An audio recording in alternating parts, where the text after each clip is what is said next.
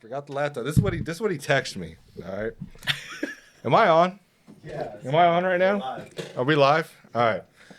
This is what he messaged me. This is Dom, who has a microphone but will not speak into it, and he did have a camera.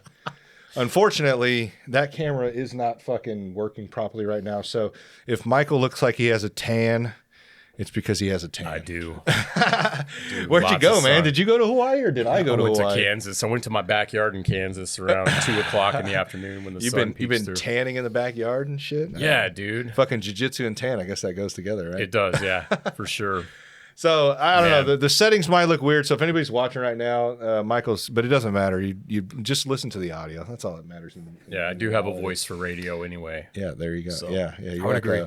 a politician, right? Where what do they say? That's not a compliment. No, what do they always say for politicians? They're ugly actors of Hollywood or some shit like that. Have you ever heard of that? No. Yeah, they were too ugly to make it into Hollywood because they're actors. Something like you know? I've got That's a true. face for radio and a voice. I don't know. Oh, we're just making up shit now. But what Dom said is that when I texted him, I said, hey, bring the laptop because we're probably going to need it. He goes, I'm already gone. Not turning back. I was like, what the fuck? He was like, I left it at work. I'm like, this fucking guy, man. He's just trying to sabotage the show, pretty much. You know, if you leave it at work, you can't do the research. I like Dude, the he- drama though. He has to pass by work to get here. Could have just stopped in don't. there. We couldn't you know? hear you because you don't have your microphone on, He Dom. doesn't have it on. He doesn't fucking care. He only comes over for some weird amusement of seeing me fail, I guess. I don't know. Makes him feel better in life. But anyways, addressing all our technical issues and fucking everything else, how have you guys been? Well, I was telling Baer before we got all the camera stuff done, like last time we were on the show. By the way, thank you for having us back, dude. Like Yeah. this just being like a cool spot to just come and shoot the shit. I like not lost on me how cool that is. But we were on 7 months ago. It was TBAP episode 85. You just released your 105th episode. Huge congratulations on getting past 100, bro. Thanks, man. I appreciate it. And when I came on, I was in the middle of I was 3 months into what ended up being like a 6 or 7 month break. And I was at episode 63 on my pod, and now I'm at 85. I just dropped 85 last night. Hell yeah. And, you know, for me personally, like I started no gi, so I feel like can't find my way out of a wet paper bag again on the mats. I just feel like totally helpless. No gi, you should feel more free. Dude, that's what everybody says. And he said, what did you say earlier? Oh, shit, It's you could- easier. It's easier. I'm It like, is I'm easier. like, He's bro, gonna I'm put me sitting on there with blast my right off professor bat. Jesse, and I'm like grabbing Jesse's shorts and his rash guard. And he's like, yeah, you can't do that in no gi, bro. And I'm like, I know, but I don't have my security blanket, you know? Oh, yeah. But yeah, my kids joined up now. They're doing jiu-jitsu now, dude. And I think it was last month to the year I had you on my show for the first time, and you told me during the episode, yeah, I really want that for you again to get back into jiu-jitsu, man. And so I've been doing a lot of reflecting since we last came on, dude. And you know, It shows. thanks. I'm dude. serious. Like in your content and your life Appreciate and that. your decisions. It's Well, showing. I think it gives Thanks, it man. pushes you. You know what I mean? Because you're being pushed on the mats. It's no different than people who get dry from working out. Some people do, some people don't. Me personally, I don't.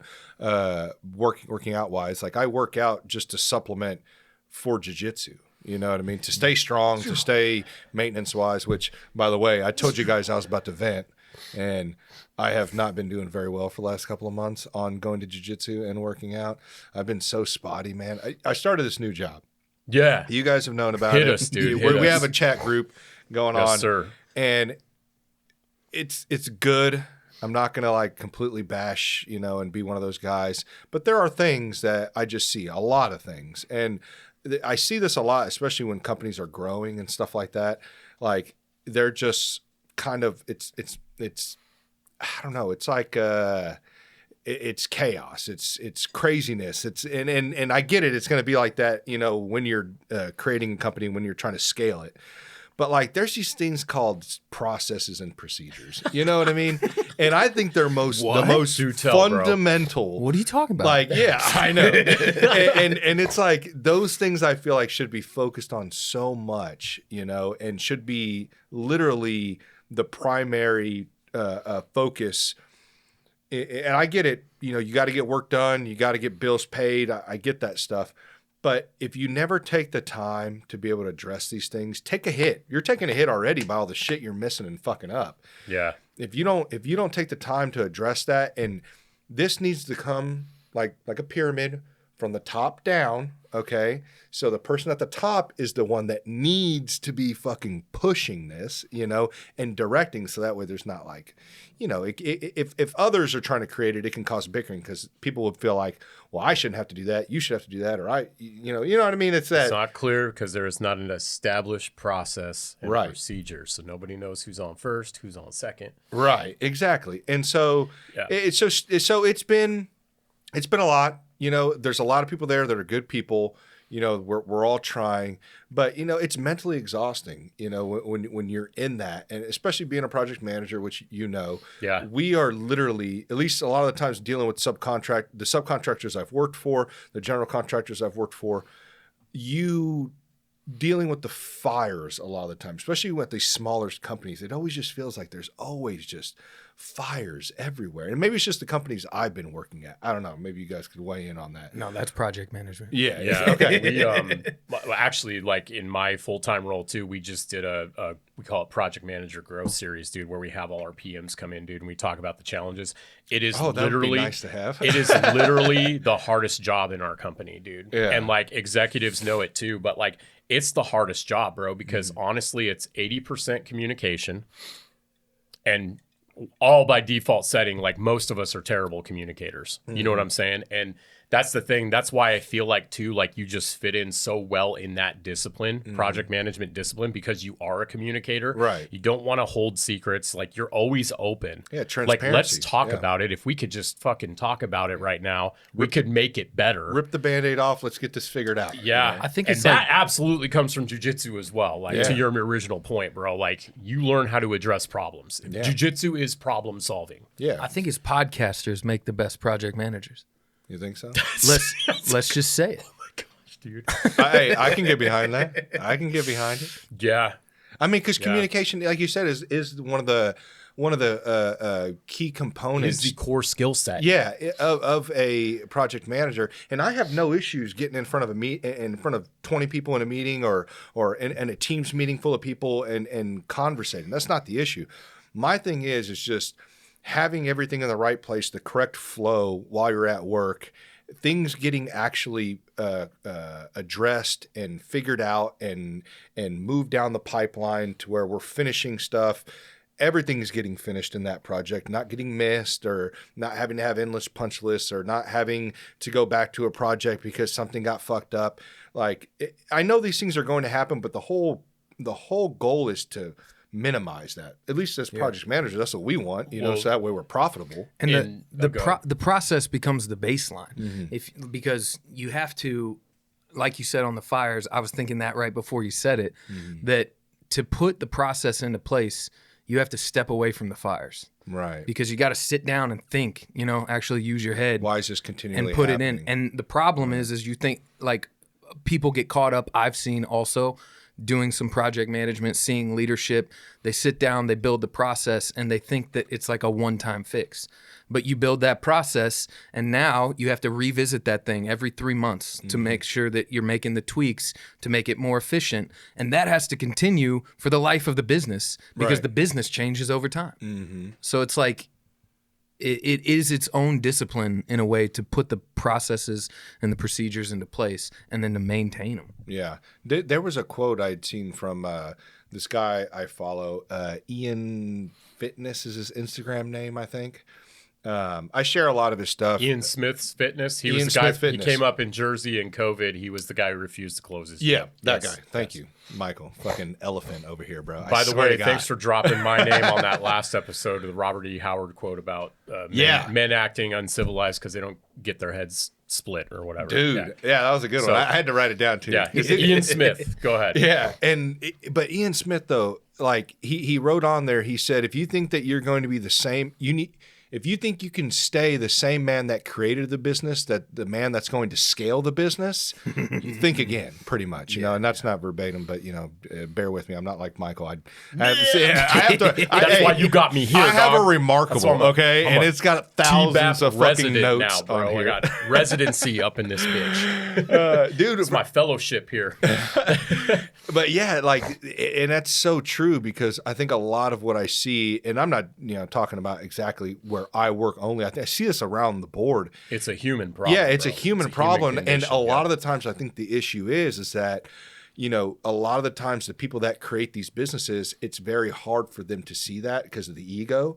And that's why we've been talking, like, even for your work. Yeah. I'm not saying that you're dealing with that, because I don't know, but like implementing stuff like jiu-jitsu or whatever it may be that creates that humbleness. I mean, I don't really know any else than getting choked out by another human being that'll humble you. But like, absolutely, doing that, I think, leaks into your personal life. That ego check, that stripping of what you think you are and what you're not, and maybe it's not for all people, but I think if you gave it enough time, I think it would benefit a lot of like business owners. Oh yeah, for sure. Well, that's why I think all three of us love jiu-jitsu, because when you go, the price of admission isn't just your monthly fee or whatever. It's you actually have to put your ass on the line with these people, and you have to trust them, and you have to work hard. And when you don't do that, you don't get to participate, right? And so part of the social contract that we all have with our jiu-jitsu academies is like,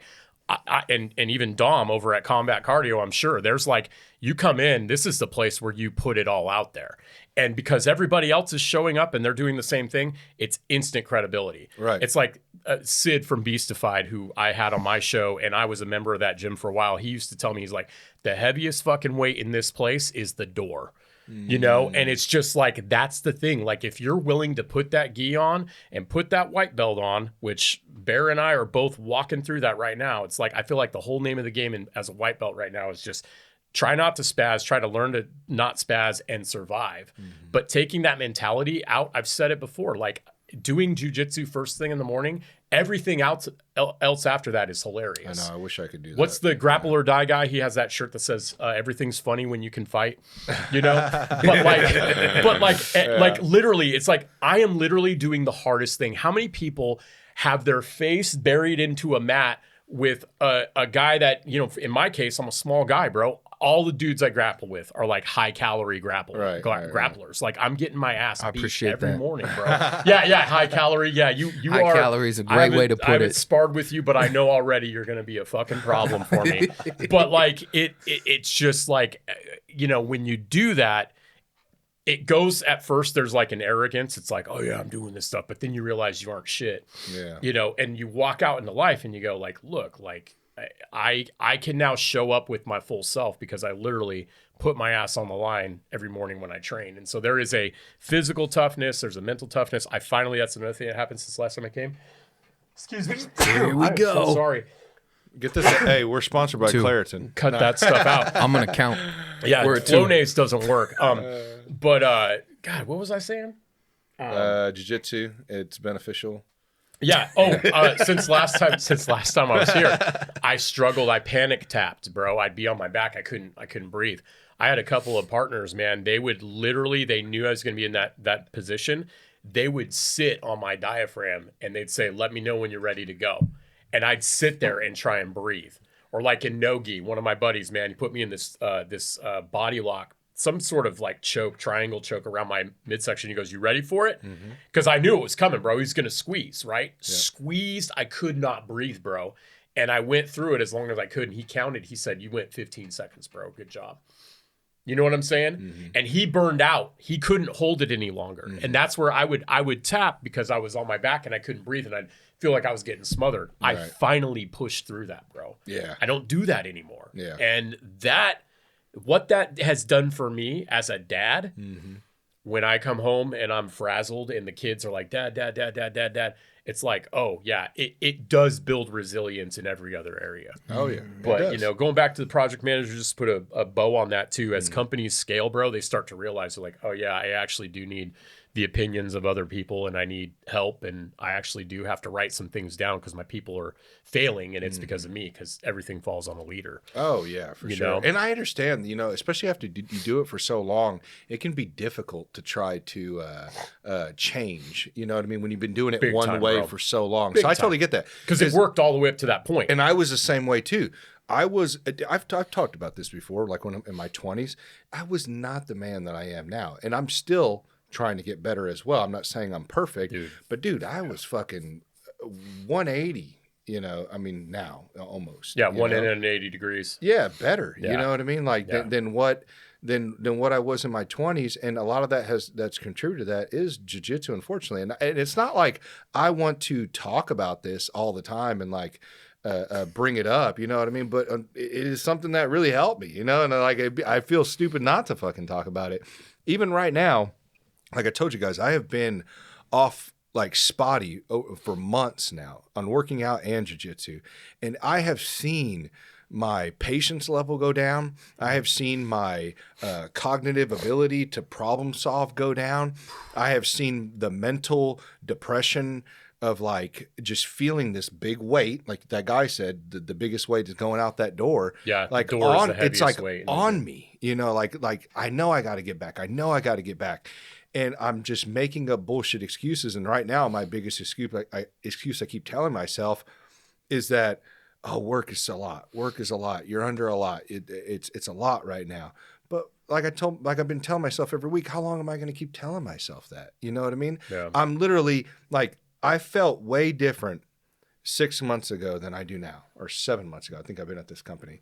Like I was on it, doing it. And then like the past, like I said, over 2 months, I have been just a little bit here, a little bit there, and just feeling worse and worse and worse. And I'm going to get back. I keep telling myself, you're going to get back. Oh, I sure as shit know that. I have faith, 100% faith But you will. it just upsets me that I was going on for years so good, and then boom, I got hit by and I've faced worse than this, so I don't really know what it is. You feel like your responsibility today is greater than 7 months ago? I feel like responsibility-wise, yes, because currently right now I am, the only active project manager right now. They're seeking help right now. They're listening to me. They're like I said, that whole getting better at listening and stripping of what they think they know and realizing they don't know. You know what I mean? So they're taking in consideration my feedback, which thank you. But at the same time, I faced worse hardships than this. So why am I letting this affect me right now? I mean, I take it as like, sometimes I'm not trying to overthink it. Yeah. So I'm like, Gabriel, I think you're just overthinking it, and you're just kind of giving yourself excuses. You just need to get back in there and get back into the motions again. You know what I mean? And then I think also too, I was going so hard for so long, and I missed out on a lot. You know what I mean? Like I was kind of putting stuff on the back burner, personal, like private wise, like family and stuff like that, because it's a lot, man, to train, 3 days a week, 4 days a week, working out 4 days a week, doing the podcast, editing, trying to go and network with other people in this world, and still trying to keep up with my stuff. Like I like to hunt, I like to ride bikes, and somewhere it's going to take a hit. And unfortunately, I feel like a lot of it was taking a hit with my family. You know what I mean? So trying to find that balance of what I can do and what I can't do, unfortunately. But that's because life is like those cycles. You know what I'm saying? You go in and out. So I wouldn't necessarily tie a word like bullshit excuse to I'm going through a lot, because you are going through a lot. Because you just verified that you have more responsibility today than you did then. Right. So it is this difference in cycle. And you might think, oh, I've faced worse, but one thing that my wife and I say often to each other is that like suffering is not a hierarchy. So that suffering cannot be compared to this suffering because of the complexities and the difference between it.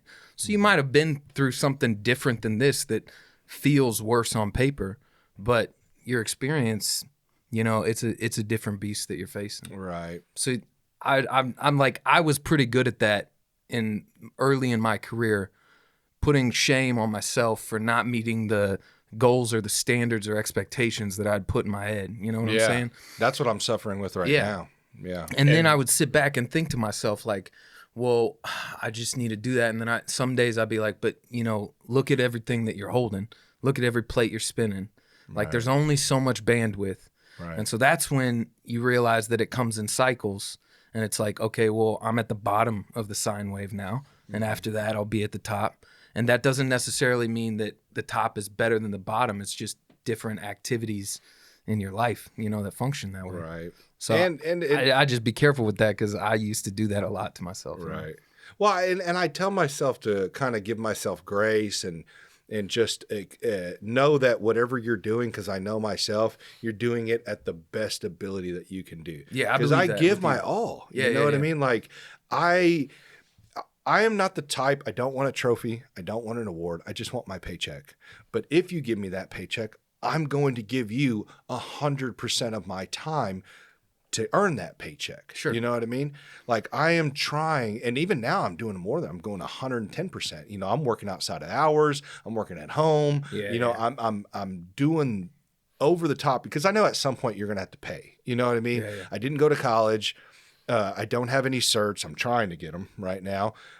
So I know that if I didn't pay for all these things and do the time to get all these things, I'm going to have to pay somewhere. And unfortunately, that's going to have to be with my time. So that's what your I'm, experience. Yeah, with but experience. you are paying for that. And let me tell you something, man. As a guy who didn't have any certs and got certs, it's just like a belt in jiu-jitsu, bro. It's just a milestone. Covers 2 inches of your professional ass.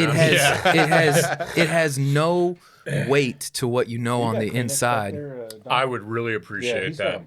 Thanks, man. That's 3. Man, I appreciate it. I promise it's not the coof. It's that time of the year, bro. Dude, it's all that rain. Yeah. What the hell is there's a box in there, isn't there? Hey, thanks, Tom. There's something. Oh man, that came out of his purse. Or underneath.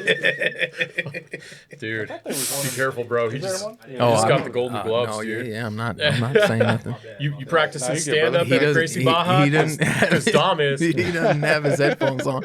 Just Excuse me. But yeah, no, it's the fact. I'll pick this. Hold on, what were we saying? No, you're good. You're good. I was saying that and this is something that I've been trying to teach my sons who are in jiu-jitsu, that the belt is just a milestone in your own journey. Right. It doesn't reflect the skill level that's inside of you. If you put down the work and the sweat and you try to learn and you continue to do something and give it commitment and day in and day out, those are the things that are going to make you either good at jiu-jitsu or not good at jiu-jitsu.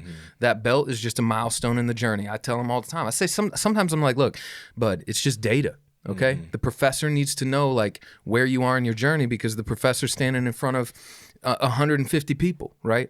So it's just data. Don't let that belt be the driver for you to get on the mat. Oh, for sure. Let the other things. And this is like a 10-year-old boy, so I'm trying to teach the principles of life through jiu-jitsu. I think at any age you should start. You know what I mean? If they're 5, get that molded into their brain. Yeah, even if they're 55, then they're coming for the belt. You still got to teach it, I guess. No, but and I understand what you mean. But the certs do also get you into doors that you can't get into without them. Okay, you know yeah. And the degree gets you into doors. Totally. And that's always been my biggest issue. And Michael knows this firsthand. It's like I have what it takes. He knows that. Yep. But unfortunately, in order to even get past a certain step in the hiring process, 100%. you're going to get weeded out because they only know you from maybe a couple of interviews. And even in interviews, you can't fully grasp who somebody is and what they're capable of off of a 30-minute interview. No, there's just no 100%. way, Yeah. And so And I feel a lot of the times I get weeded out because of those stupid certs and the stupid degrees, which I get. I blame myself for it. I'm not blaming anybody else. That's their business. But I should have thought of this stuff when I was younger, but it's just like you said with the belts, sometimes the belt colors, though, they get me into certain things that you can't get into. That's you know right. what I mean? Certain classes, certain seminars. You want to get into a blue belt tournament, you better have that blue belt. Yeah. So no, 100%. And that's a great way to show the balance of it. I myself have been a proponent of with technicians that I talk to in the field in physical security, oftentimes you'll get a guy who's grizzled, who's been out there doing it 15 years, and he's like, I don't need a stupid cert. I know how to pull the wire, I know how to do this. And it's like, okay, yeah, but those certifications aren't there just because somebody decided that you needed them. They have education behind them. They have experience to get to a point where you have an opportunity to get the cert. Right. And so those things definitely matter. And I've been passed over myself on jobs because not even for not knowing having a cert, but not knowing a program, you know? Oh, and it's yeah, like yeah, yeah. I can Yep. tell you right now, everybody on your damn team, I'm gonna know more about security theory than they are. Right. But because I can't engineer it and fucking rev it, you know what I'm saying? I was gonna Then- say it if you didn't. Yeah. Then they're like, oh yeah, sorry, you don't have enough experience. It's like that's a stupid computer program. Like I'm doing shit in my office that's more complicated than that. Like on my off time, Right, Just but they're- tell me, give but me they're 3 sitting months. here just you know, reading a paper going, Yeah. you don't have that. Sorry, it's going to take you out of the So I get that qualification 100%. And the jiu-jitsu, man, it explains everything. Yeah, like a you lot want to of get in a your- blue belt tournament, wear a blue belt. Yeah. Right. I mean, I was gonna earn a say, blue like, belt. Earn a blue belt. My bad. You said it's Some gyms give them out. You said something like what you're dealing with. You said it's a totally different beast, and I'm thinking about you. Our conversations 8 months ago. It's literally like new levels, new devils, because like you were in the factory, bro. Like you wanted to become a project manager again. Like we agree, project management.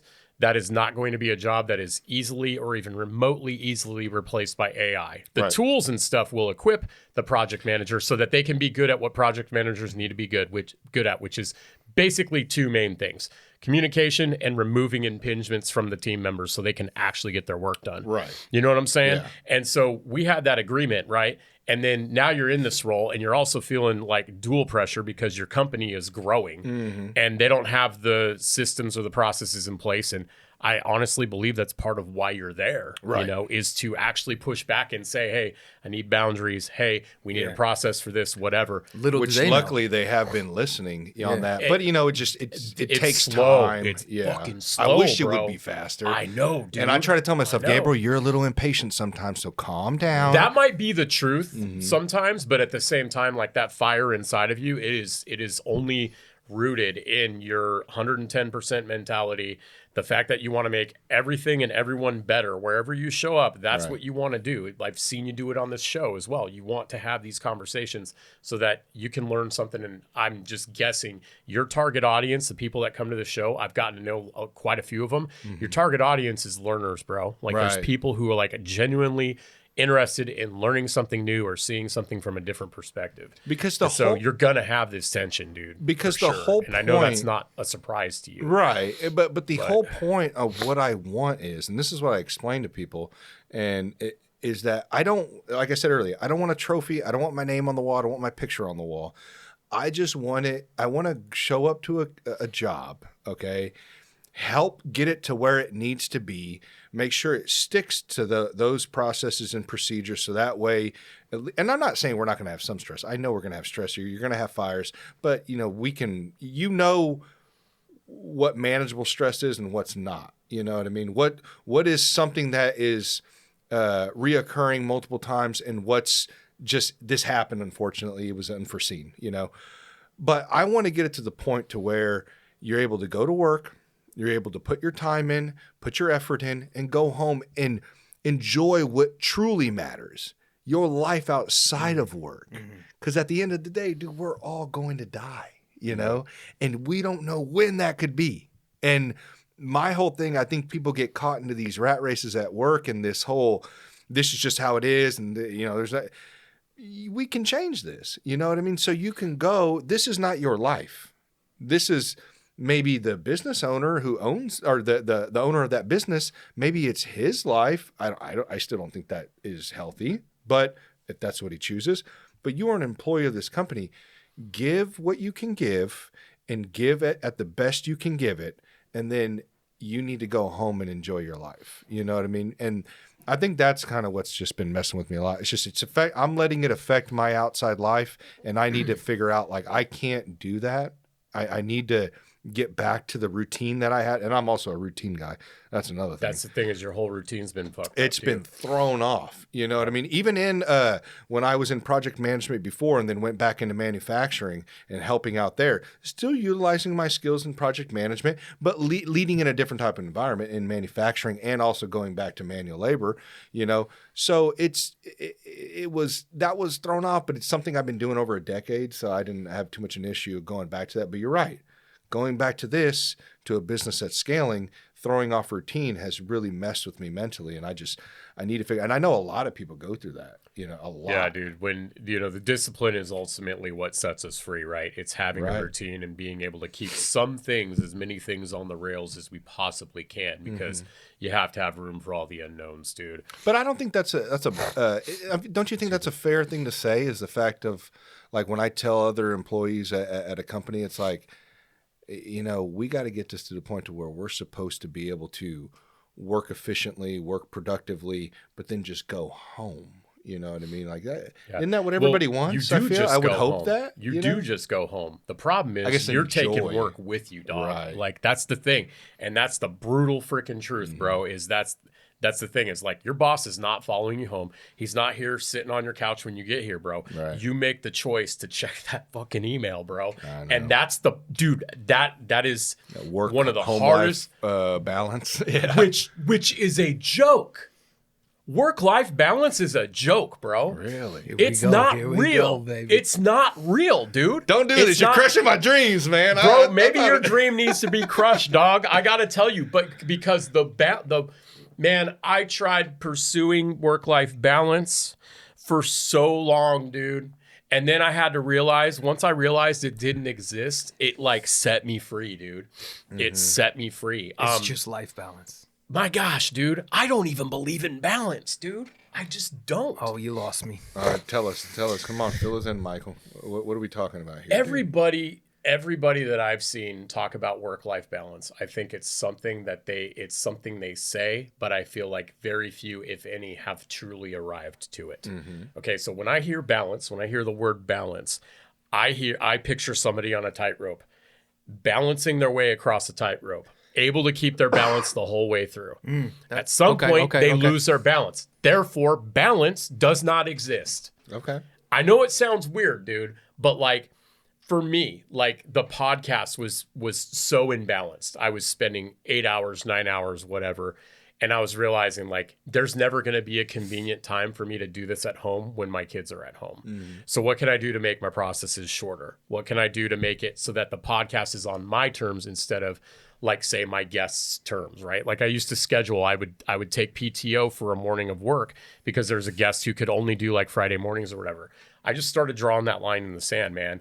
And I'm losing my point with balance and how balance doesn't exist. I got to talk on it, so keep going. Yeah, please do. And I'm willing to have you poke holes in the mindset here. But like, I don't think balance is the goal. I think your perspective, I feel like for me, when I started to fix my perspective, when I started to fix my expectations, when I started to redefine what that good truly was, good and okay, and that like perfect or like whatever else I was trying to pursue, it didn't exist. And the more I strived for it, the more disappointed I got. Stephanie, my wife, she had the same epiphany, man. Like, she's like, man, I've been trying to find this work-life balance thing. Because like, as parents, we always feel like, oh, I could have spent more time with my kids. At the job, oh man, I could have actually gone the extra mile on that project. I could have actually, I didn't have to send that email. How much better would it have been if I just slept on it over the weekend and just sent it Monday morning or whatever? I mean, we all have those reflections. And that's where I just went, and I was like, I just, in that context, I just don't even feel like, for me, pursuing balance is even worth it. But there's a line in that balance, though. I'm not saying it's got to be balanced completely across that tightrope, but was it a tightrope? Yeah, it was a tightrope. I was like, yeah. But like, I would say I'd at least want that balance to be 3/4 of that line. You know what I mean? I can dig that. Instead of you falling off that tightrope on the first step, and then which is how I made fourth step, and then the seventh step. I actually don't think that we disagree that much, because I have a different definition. So when you first said work-life balance, and I've heard people say it's just life balance, like not to categorize this thing as work, as this thing that you have to go do, you have to participate in, and then come back here, and now you have to participate in life. That's all life. And so your balance is across the entire spectrum, not across this one line of frequency between your life at home and your life at work. But when I think of balance, I think of like the ocean and the shoreline, like where the water comes up. Like you go way too far that way, you're underwater, right? You go way too far that way, then you don't get the pristine every beach that everybody's chasing, right? And so I would agree with you not to chase this tightrope of like, am I doing everything right? Or all the gauges set to where they need to be? But it's more of this understanding, this perspective that you look from a higher view to see the ocean and the shore come together to opposing factors, which oftentimes you feel like your work and your life are opposing each other, that they are supposed to meet. But where they're supposed to meet is critically important, right? Like if you take all that water and you put it in land, you flood. If you take all that land and you put it in water, it sinks. And so it's really important to find the balance in life from the perspective of you're trying to meld these things together and see it from a whole view, you know? Yeah, and I recently too, balance can also look like working way too hard for 4 days and then just saying I need a mental health day on that 5th day. That actually recently happened to me, man. Actually, it was National Suicide Awareness Week. And the week before, I was remembering my buddy who had taken his own life.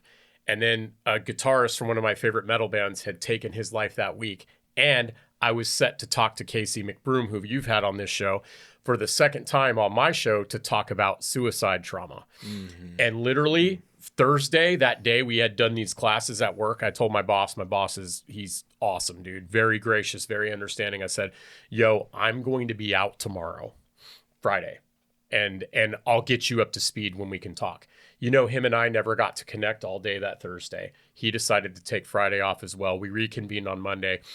I told him what happened and he goes, man, I'm sorry to hear that. He's like, I knew it had to be something serious for you to just say, I'm not going to be in tomorrow. And we had that trust, but that's what balance looked like for me that week. And you know what I did that day, man? I did morning no gi.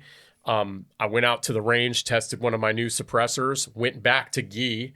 I basically just spent the day involved in my hobbies, wrestling with my bros. And then I got to go pick my kids up that day. And it was like all that shit made up for the 4 days of just going, you know, being on blast, bro, getting to work super early, having to miss jiu-jitsu, being there super late for the happy hour that we had for the project managers. And like Stephanie handling all school pickup drop off, also had a traumatic event in her work that happened that she had to be on deck for while I'm away. Bro, we had all of that in a 4-day stretch. And that Friday for me was balanced so that then she could be balanced the weekend and I was fully present. So sometimes it just doesn't look the way we want it to. And that's why I just feel like balance is a romanticized No, I get what you're saying. I get what thing. you're saying. So, 4. No, yeah. No, I get that. I 5. Whoever's watching or listening, take a shot every time Michael sneezes. He's gonna watch it back and be like, that dick up. Baer. He counted the whole damn episode. But no, Dom's gotten wise now. He's hitting the mute button. Yeah, right. I'm going to have to do that in the post edit. I am not. You will hear him sniffling this entire episode. So I hope you know that. I'm not going to take that much time to edit. No, dude, but I no, you're good. You're good, brother. Who cares? It's a fucking podcast. Who cares, man? You're in my basement, bro. You're in my basement, dude. Yeah. We're doing this for fun. We ain't even getting paid. Dude, there was a guy, a buddy of mine, he texted me this shit. This was actually funny. He was like, oh, man. He was like, do you think podcasts are a good replacement for friendship? Sometimes if I listen to a podcast, I feel like I was there and they are my friends. Do you think that's how schizophrenic people think? But instead of podcasts, it's manifestations of their psyche?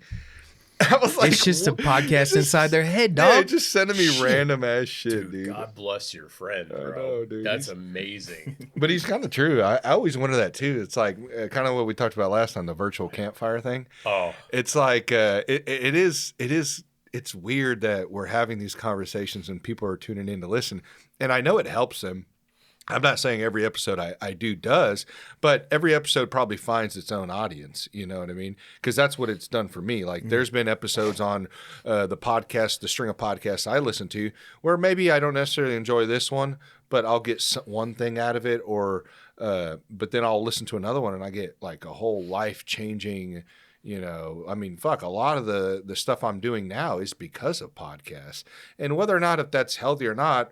I don't think it really matters as long as it's benefiting you in your life. You know what I mean? Absolutely. But yeah, I don't know. Yeah, podcasts are kind of weird. Now that when he sent that to me, it's like it almost caught me off guard. I'm like, yeah, I don't know. We absolutely crave connection with other people, and listening to people talk is just, there's just something so pure about it, man. And we're also working so much now. You know what I mean? And I don't know how to, because you got to think about it. I mean, there was a time in like what, the 1910s, 1920s, 1930s, people were probably working from sun up, sundown, right? Or is that just...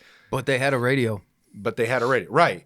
But I'm saying, like, we always say, because of the economy right now, and this is true, we're having to work more. You know what I mean? We're having to work more to be able to have the life that, you know, maybe in the 90s, you only needed a 40-hour check to have, you know? But I know that's not across the board for everybody. I still think, though, in the 90s, they worked all the time for that 40-hour check. You think so? Yeah. I don't know. I mean, I just think people have always overworked. Mm-hmm. I mean, especially at least since the 50s, 60s. I mean, look at where we've come from. Right. You know? I mean, because there used to be a fiber time... optic cables, and someone in Russia's tuning in to hear us bullshit about jiu-jitsu. You know what I'm saying? That's a VPN, dog. They're actually in Seattle. Oh, yeah. But no, it's so... I don't... maybe, you know, I don't know. I think sometimes we just try to put across the board that it is this way and it is not. Because I have to check myself on that. Because a lot of times I'll be like, well, it's harder now than it was at this point. It's like, well, it probably wasn't like that for everybody. You know what I mean? Not everybody in the 90s. Suffering's not a hierarchy. You know what I'm saying? I know. But now we're working for something different than, like, when they were working in the Industrial Revolution. It was like literally to build the infrastructure that we drive here to do a podcast on. You know what I'm saying? So it was just working for a different goal. Well, and there was no labor laws back then, too. I know. So, I mean, you were working 12-year-old kids 15 hours a day. That must have been nice. Yeah. Hey, son, go work for me today. You know? I'm just messing. Oh, shit. No, dude, that must have been wild, though, back then. Have you ever watched documentaries on that shit? Yeah. You seen those photos of the guys? They're just all fucking covered in black, just dirt and coal. And that Netflix movie that had come out last year that I can't remember the guy's name, but it was about the guy who was a logger. And he would like go drive in to these forests and like, you know, cut down trees to build the railroad. And man, that was brutal, bro. And that's all the movie was about, was just following this guy around. But it was like 2 hours of just crying, bro. Really? Like it was really heavy, dude. He lost his family in a fire and like tried to rebuild his life. And like it was all to like work for the railroad. And that's crazy. They cover a lot of different dynamics in that, but that's something that I do enjoy about the time we live in, is that there's people diving in and like what was it? Is it American Gothic, or what was the one about the I don't know. I think you would know between the two of us. So. Yeah, I'm about to say, how did Michael forget that? Yeah. You know he's gonna think about it though here in a second. I will. He'll get it. Yeah. But no, I don't know. Maybe I don't know. History is just kind of his story, so we only know what we're told. So I don't know. Yeah, I do believe though too, man, to just kind of put an end cap on what you're saying too, is something that's helped me recently. Truly, bro, like on my hardest days, I've found a way to say I'm living in my good old days.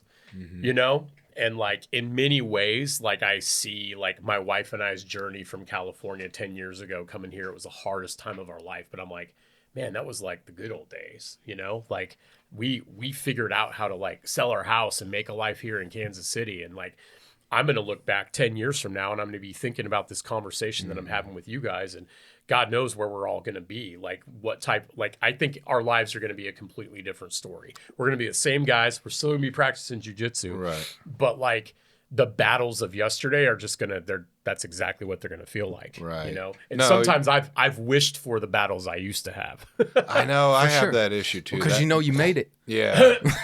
Yes, thank you. Well, it's always easier to look back too. You know what I mean? The Sometimes hindsight. it is, You know what I mean? Like it's like in the moment though, you were like, "Fuck, I do not want to be dealing with this." Yeah, right there's now. some trauma there. You know. But now that you look back, you're like, "Oh well."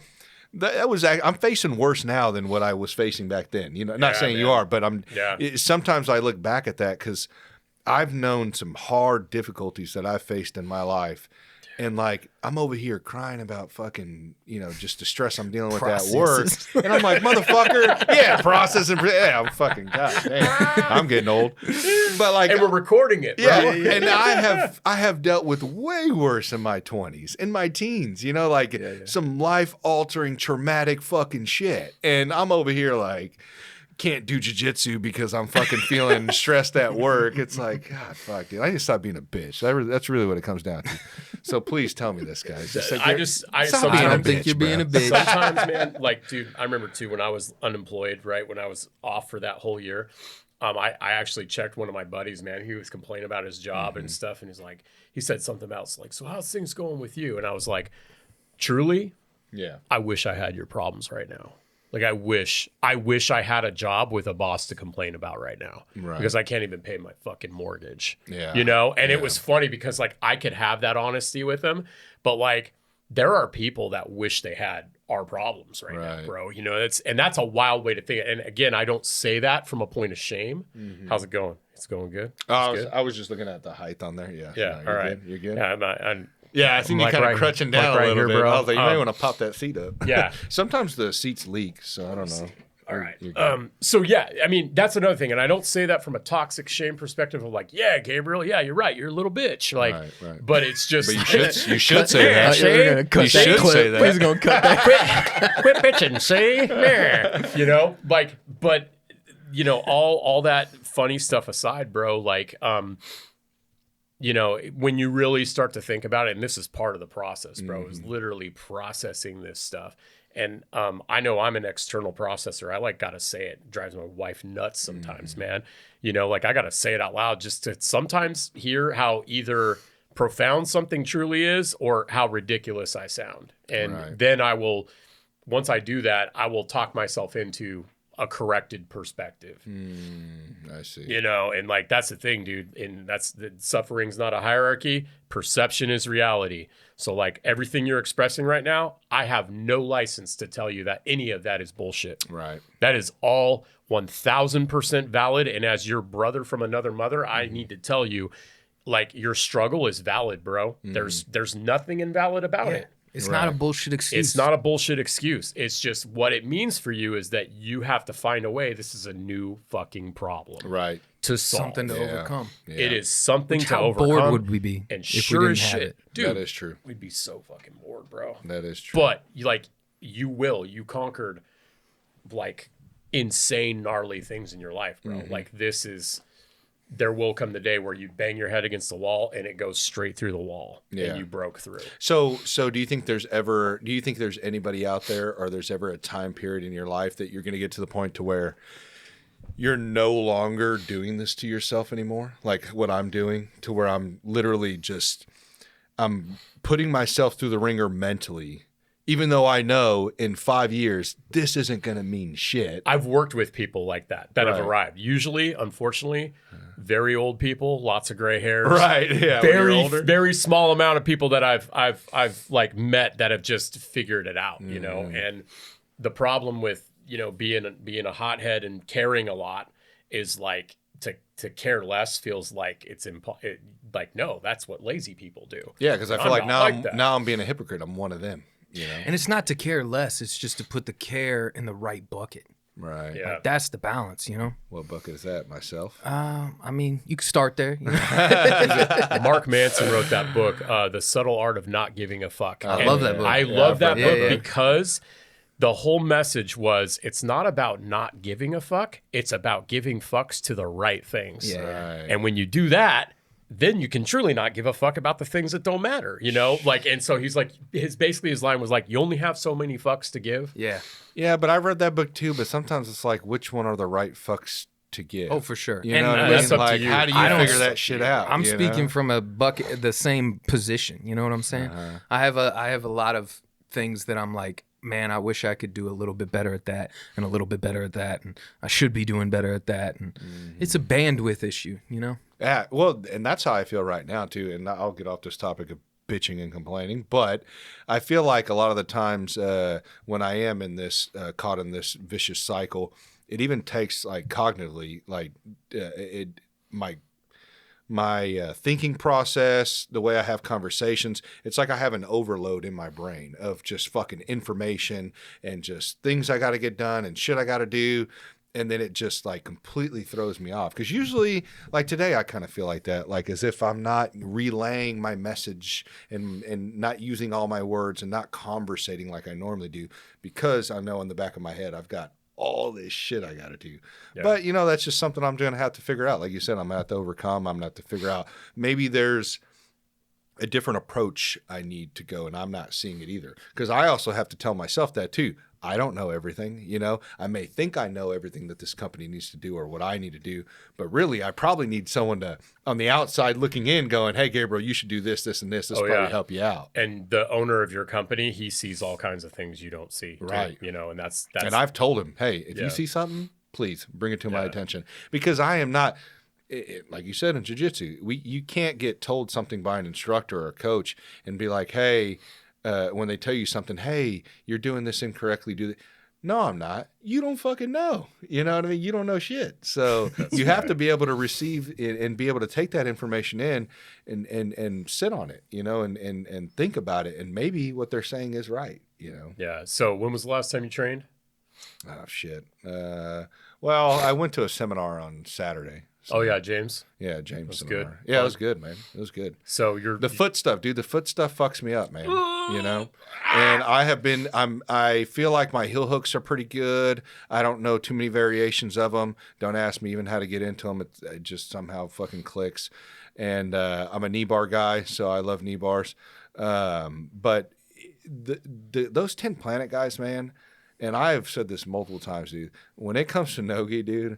I mean, they're fucking the standard. Yeah, they're the assassins. For sure. Like what they can do. Like these people that think you can just take your gi off and just, you know how to roll no gi. No, man, there's so much to it, dude. Yeah. The amount of grip variations, the positioning, just the all the small details, like we know that will make you good. He broke it down great in that seminar, man. How'd you feel when you walked out of there? I don't know. The retention on, like, you know, on stuff like on moves, it takes a while for me to build that up. I think you actually mentioned that. I don't know if it was in a podcast I was listening to you of, but like you do something so many times and it's like not clicking, and then somehow on that 100th time, it's like bam, it just makes sense. I feel like you got to find it. It's like someone is, you're standing outside the woods. They show you a picture of a guy, and then you run into the woods and you have to find that guy, and there's 150 people in the woods. And so it's like they show you the move, you do the move in training, and then you go to sparring, and you have to like go find it. Right. And then you're like, oh shit, look, I'm right here. This is what that is, you know? And so, sounds like Rose Waldo, like eventually he's in a white and red striped gi. Yeah. There he is. Yeah. I mean, that matters. That fucker's been there a while if he's in a white and red stripe, you know?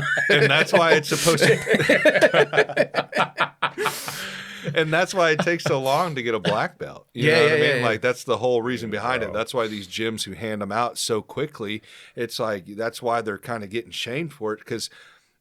And granted, it depends on the person. You know what I mean? If you're fucking Gordon Ryan, Nicky Rod, and those type of individuals. I mean, if you're fucking living at the gym. You know what I'm saying? Well, that's what I'm saying. Those guys are living at the gym. They're doing 2 days. They're doing 6-7 days a week. Right. And just the athletic ability that they have, there's a pecking order to this. You know what I mean? Sure.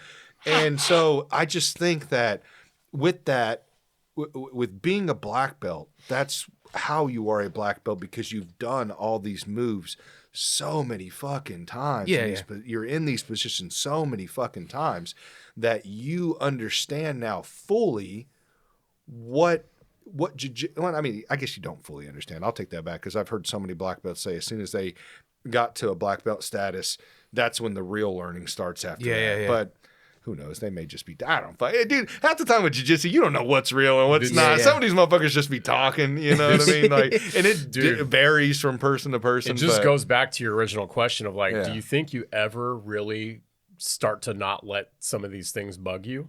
Right. It's like, you got to put your reps in, dude. Yeah. You're putting your reps in right now. Yeah. That's what it is. Yeah, it's getting reps, dog. It's the Malcolm Gladwell 10,000 hours. 10,000 hours, to baby. mastery, man. Yeah, so you gotta got about put it in. 9,000 more hours of this shit. Sometimes, Gabriel. And some moves aren't going to stick. You know, Yeah, if you yeah, think yeah. about it. Well, yeah, because your body's different, Right. you know? Yeah. But sometimes that's what like gets me out of those slump days where you walk out and you get in your car and you're like, I am so fucking bad at this. I know. And you're like, okay, but you that's know every what? day, bro. That was an hour. That was 2 hours Right. today. That's the rep, baby. You want to be at 10,000 hours and be the big guy on top? Then you got to do this. You got to be the little And guy. the beauty about jiu-jitsu is you can hand that black belt out as fast as you want, motherfucker.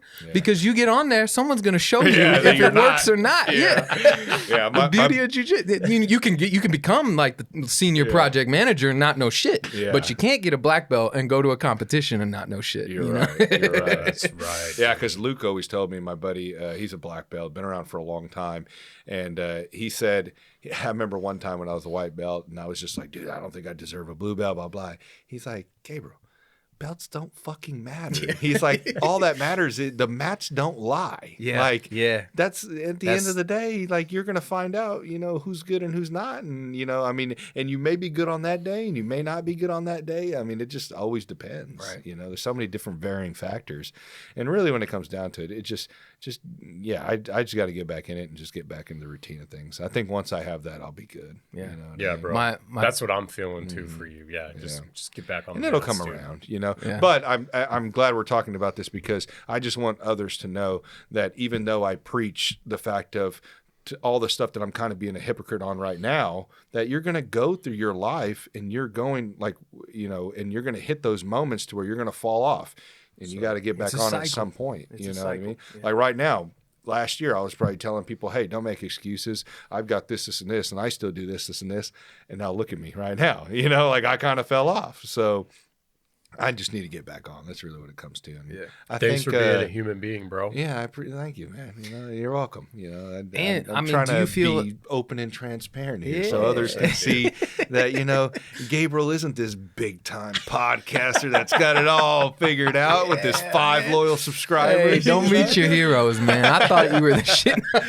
Yeah, you thought I was just fucking invincible. Yeah, right? I did, No I did. fucking no issues at all. But But do you feel like when you get on the mat, like everything else in your life is gone for that moment? yeah, Because that's one thing that I feel like in the busy times when it's at work or maybe busy in life or busy with family or something like that, where it's really weighing down on you, for some reason, you get onto that mat It and resets all of a everything. sudden it's like, yeah, you're getting choked out. There's a lot of sounds, but it's like this quiet moment, you know, in your week where Oh, you're yeah. like, and I wouldn't say that I gain a ton of reflection from that moment. I'm not saying that like, oh, everything goes away and it's like fucking the Jim Carrey movie where he meets Morgan Freeman as God. Or is Oh, it Bruce Steve Almighty. Carell or something? Yeah. Yeah. It's like all white. You remember that? Yeah, it's not like I gain this big self-reflection from it, but it is this weird moment that it's just, oh man, that was nice. yeah. That was a relief for a minute. Like, yeah, it's all back in the car. You shut the car door and it's all back. That's when you get on the gram and you're Yeah, like, yeah. You should do jujitsu. No, you Yeah, should. yeah. I do. You should. Dude, there's this one. Oh, I've talked about it. I think I talked about him last time. My man Frankie in Arizona who runs an integrator. Yep. Yeah, Cicada Systems, shout. I tell him, I'm like, you got to do jujitsu. So every time I do that, I tag him in that reel, and then That's I choose the color that blends it so you can't see it. So he's always tagged in my fucking reels where I'm like, you should do jujitsu, and it goes right to his inbox. He's like, I appreciate your persistence. What do you think that turns most people off for not wanting to do Oh, it? dude. Is it just the ego of being worried that you're going to be shown that you're not who you think you are by somebody who's probably some dork with glasses and Yeah, I mean, name's Baer? whatever. I don't wear my glasses when I go. No, I don't know, man. So I feel like ego. I was able to not necessarily conquer ego, but like suppress it early on. I was in martial arts when I was young. My dad was in martial arts. He was a bodybuilder and a cop, and he was like pushing me in the gym and stuff. And so there were a lot of moments that I had to like kill it, you know, and be like, oh, I didn't hit that rep. or this is really hard, but I'm still going to do it, So But a majority don't have that. I understand. So I don't feel like I walked into it with a ton of ego, though being in jiu-jitsu has been a great reflection to the ego that was there to be able to stave it off and, kind of find some humility in life. But I don't know. Maybe that is common among people to have that ego. I mean, I just don't. Because I thought of my first time walking into a gym and I was nervous. I was nervous. I was nervous as hell too. Yeah, and the nerves I had never are there. done anything like that in my life. You're I never like, wrestled. I let's do did this. football. I mean, Yeah, that's yeah. about I still it. am. Like this morning, I didn't get sleep, and I was like, I can't go. I need to sleep. Like I get that often, man. Yeah. I get nervous. I get nervous about getting wrecked, bro. Yeah. And that's where I see like not just the people who won't come, but like the trial students, man. They're there, and then like you never see them again. You don't hear from them. It was And a lot. To them. yeah, dude. Because man, I mean, it's funny that that meme that I post every Friday of all the actors in that car singing "This Is How You Remind Me" by Nickelback. Or, this is how you remind me of what I really am, and it's dads getting stoked for open mat. It's like you are reminded of who you really are when you get on those mats.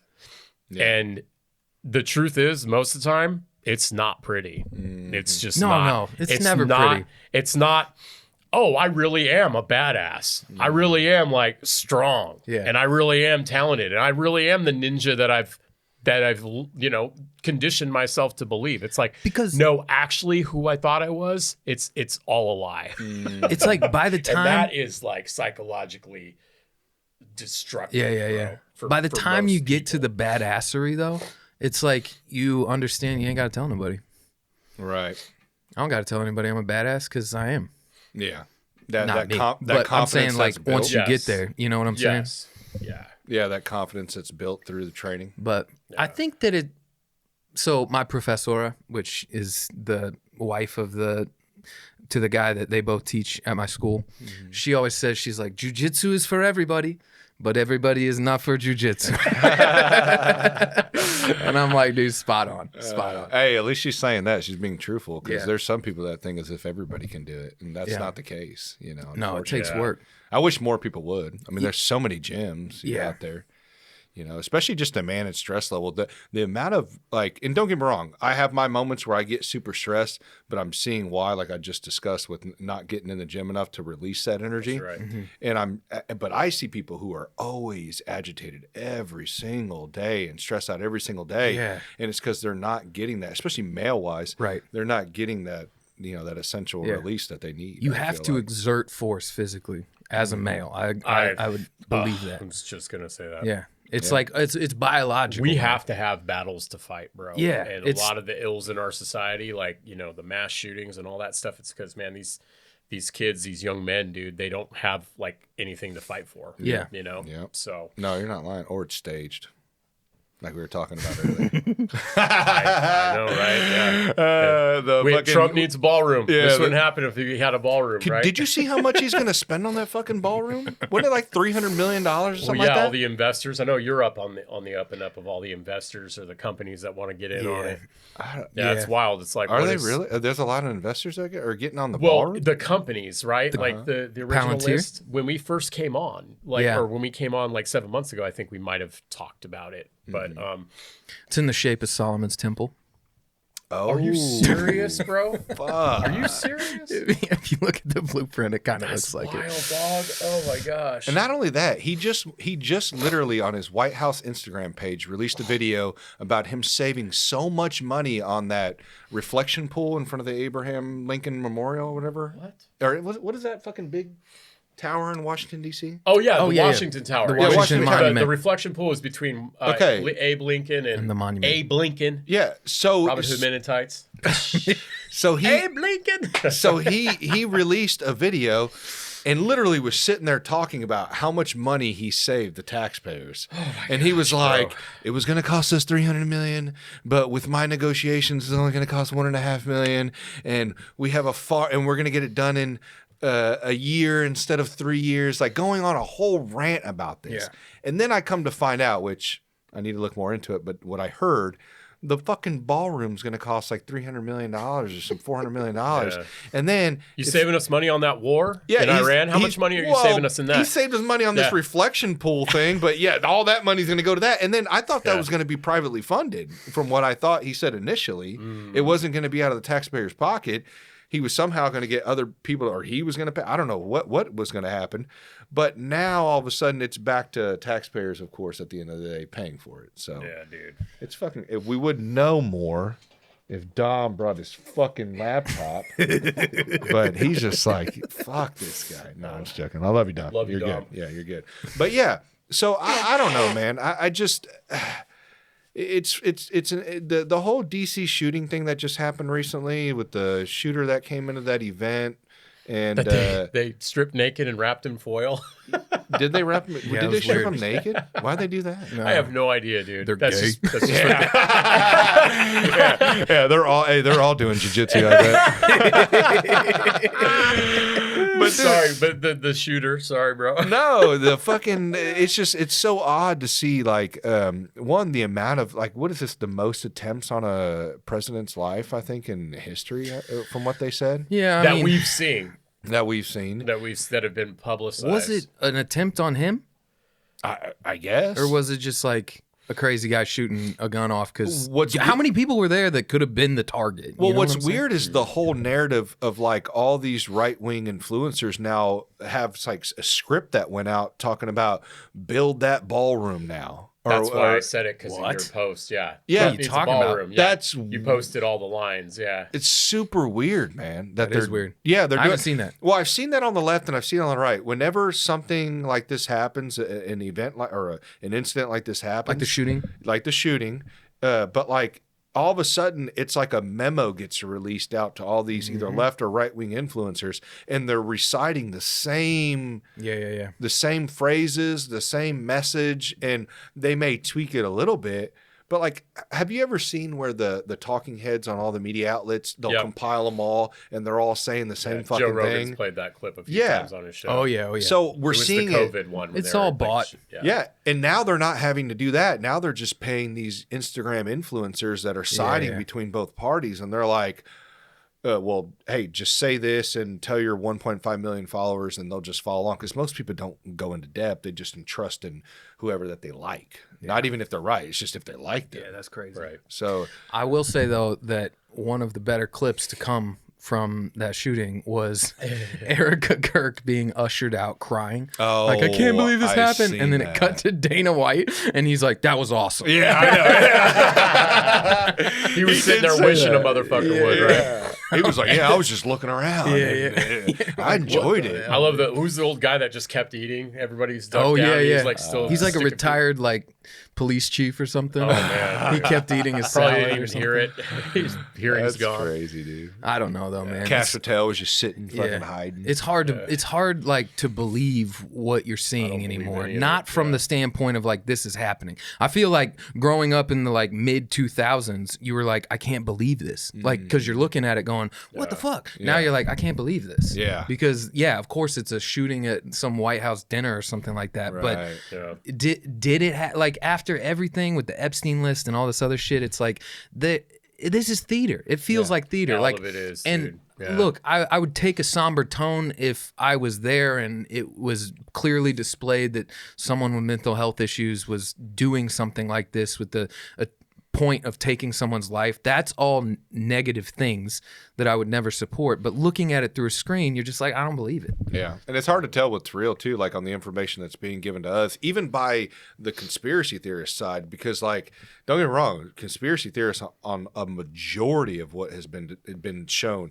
have been proven right years later. Yeah. But it's like, that's the problem. It's years later, and then people forget. Like, it's not a big deal anymore. Yeah. Like, dude, right now they just said Iran shot down a weather modification instrument over there that alters weather. You know, like back in the day, and cloud seeding and all that shit that's now everyone's just talking about like it's no big deal. Fucking Silicon Valley's like, we cloud seed. Would you like to work with us? 15 years ago, you were a fucking loon. Not even 15. Bro. Yeah. 5 years you're ago, right, I was you're like, right. they're spraying, and they're like, you're a fucking quack. Yeah, you know? yeah. What are you, QAnon? Yeah. 4chan? That's old school right there, man. That's back in the day. But dude. it's wild, dude, that all this stuff is coming out, and and what's crazy too is that the right wingers now are literally running on the Democrat, what they used to call, you snowflake liberals, you're always putting a word to something. Yeah. If you say anything, you're either what is it, a Trump derangement syndrome, you're a anti-Semite, you're a fucking whatever name they're gonna associate, they're gonna throw on you. And the left wing used to do it all the time with you're a racist, you're not progressive enough, you're whatever it is they used. And it's crazy to see them both using the same tactics now. It's wild. Yeah. And then we're in the middle, like we can't trust anybody. We don't even know who to support and to entrust, because every time we do this, a candidate 180s on everything that they promised us. Yeah, bro. Yeah. But it's wild. It's hard to believe in any of it, man. Hard to believe, dude. Yeah. I guess that's why you got to focus local level, which we were talking about the FIFA stuff. You know what I mean? And kind of the politics that fall behind. Oh, that. yeah, World Cup. Yeah. World Cup. Yeah, Kansas City Business Cast will not be covering any of the World Cup. I'm here to announce it on my boys' podcast that we it's not that we refused. It's just that everybody that we either attempted to talk to about it or actually reached out to us just ended up falling through. So, really? Yeah, man. Yeah. Everyone's freaking out over this World Cup thing, though. Yeah.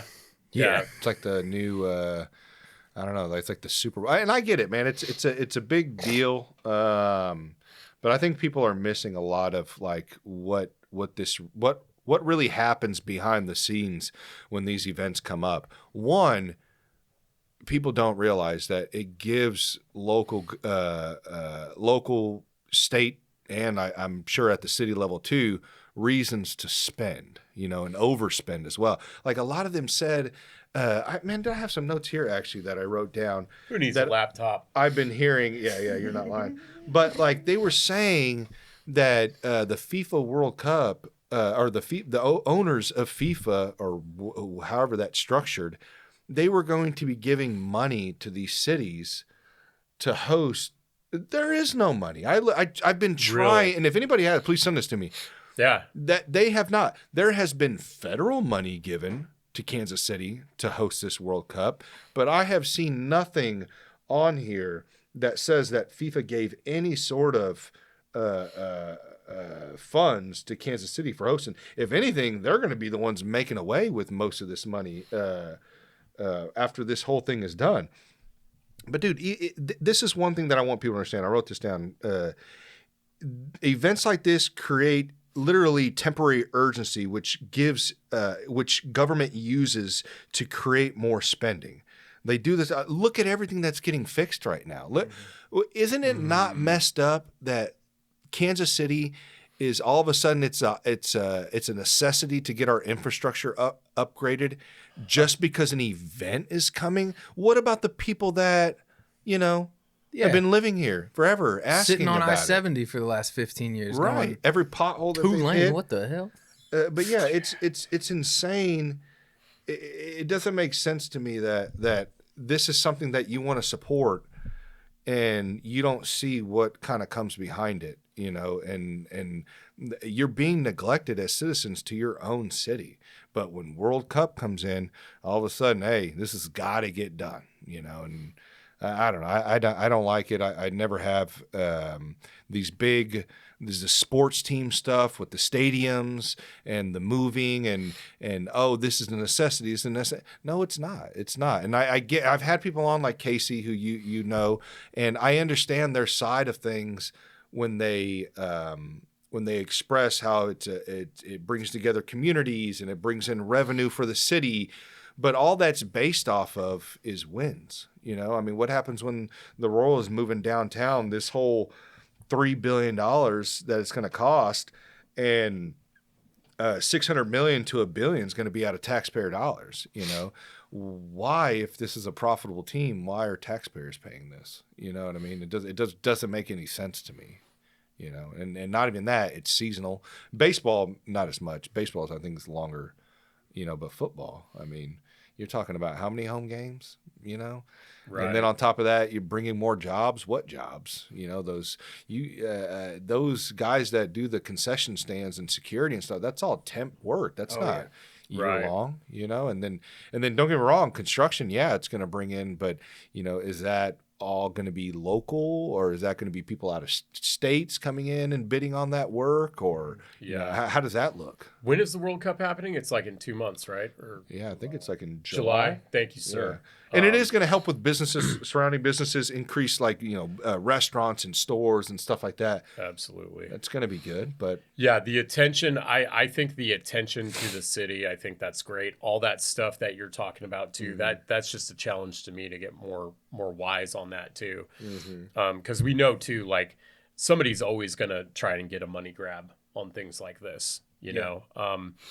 But yeah, man, I was excited about it at first. And then, maybe it's because I just don't watch soccer either. Like I'm happy for my friends. Like I had Chris Thomas from Brit Boy Street Food. He's the guy who moved out here from England. Actually, huge soccer fan. Celebrated the 1 year of his business over at Friction Beer in Shawnee. Shout to them. They're awesome people. Apparently the guy who runs that, he's like brews like really good British beers or whatever. He has been playing the soccer games starting at like 6 a.m. on Saturdays for years, dude. It is literally a soccer pub. And for people that are from, these other parts of the world that come and live here, for them to be able to go and have a beer with each other on a Saturday morning at that local brewery to watch the soccer games, like that's really cool. So like I'm really stoked for him. But like all the conversations in my family have been like, no one's going near Kansas City for a couple months, right? Like I'm hearing about like the certain lofts and areas that are getting rented out to people who will be visiting. I've heard about issues with logistics, like the bus drivers and stuff. And, some of these folks, it's not just going to be, they're not just going to be in the city, but there's like neighboring cities like Olathe and, Leawood and Overland Park that are going to need to, make room as well, because man, fitting all these folks into the city, we just don't have the infrastructure for it. So people are going to be that's the thing that like it's going to be an inconvenience. That's all the family conversations that I've had. They're not talking about how many people are going to be out of work for that duration. I mean, they're putting a moratorium during that time period where there's going to be nothing going on during that time. Wow. Yeah. Yeah. At least like in security and traffic. Well, yeah, but like how many construction workers are going to be out of work during that? I know it's going to affect us. I know that there's going to be certain projects that are going to be on hold for that duration of time. I mean, I think I was reading an article. They said 80,000 construction workers were going to be out of work during that time. Wow. So that's okay. You know what I mean? Wild. Like they got to deal with that. So, and then just the amount. Like, are we even ready? I mean, fucking 169 still shut down. The loop that goes up north, or what is that? Okay. Is that 35 to 160? What is that? I'm so confused, man. No, not 635. Right there at the bridge. They have that new highway they just had built right there by the West Bottoms. It's shut down still. Oh, yeah. Yeah, I don't know if that. What the fuck is that? Is that 70? I think it is 70. 69 or something like that. Am I tripping, Tom? You know what I'm talking about? That highway that's closed.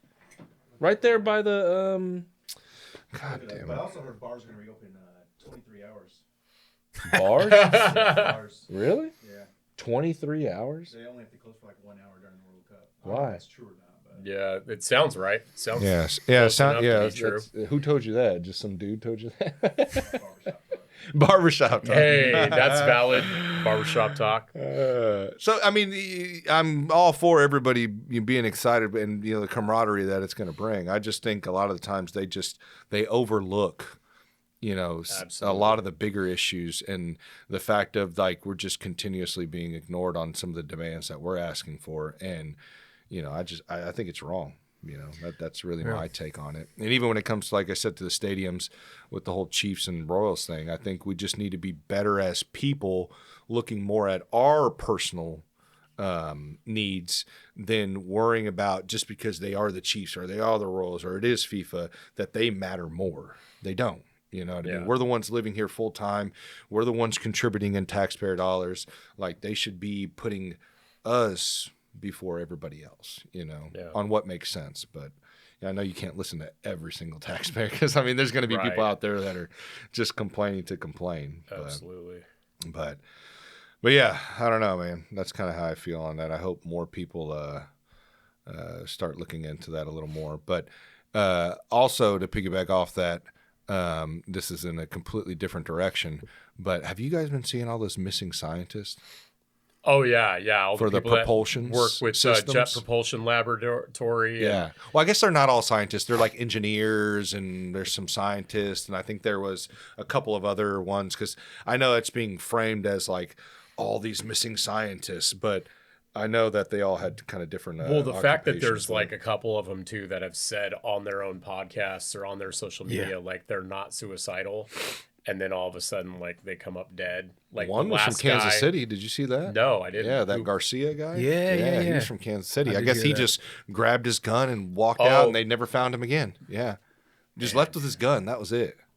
That's fucking creepy. That is creepy. What people are overlooking though is, and when stuff like this happens, surely it'll get forgotten about at some point because this isn't the first time. I mean, there's been many cases like this, and it's funny because they're like. We still haven't determined if there's any type of correlation between all as of they them. have like the 14 faces on the screen. Yeah, and they're all working in the same type of field. It's crazy. But like that right there, you just turned off so many candidates that wanted to contribute in those fields because they're like, I'm not trying to get deep down the rabbit hole and just get offed or go missing, you know? I mean, how many people are going to want to go work for these government because a lot of it's tied to like NASA and, all these big organizations. So you just turned off a whole community of people who may have thought about getting into that field of work. How many times are you going to keep doing this to the point to where you're not going to have anybody? But maybe I'm wrong. Maybe there's always going to be people, I guess, that aren't going to be paying attention or not believe that it's real. It is wild that a lot of the people that are close to this like bleeding edge technology, like not just those scientists and researchers, but like, do you remember the guy? It was ruled a suicide. The guy who worked for OpenAI. And Tucker Carlson questioned Sam Altman about it, and he was like, "Hey, you know about this guy?" It's fucking creepy too. That was really creepy. But it's like, what is it about like all these people that are on the bleeding edge of technology that are just like going missing or they're going insane or like you don't hear from them? It's wild, bro. It's again feels like that simulation kind of thing. Yeah, I feel like it's probably there's just powers that be that move in silence, and we see the tear down from that. Right. And so the powers that are out there, they want it to go a certain direction, and people's moral compass start saying, well, it can't go that direction. We need to push it this direction. And they're pretty good at removing people, man. They've been doing it for a long ass time. But I don't think that's crazy to think that that's going on. I mean, if you have money and you're in positions of power, you can make people disappear, and who's going to hold you accountable? It's like internal audits. Yeah.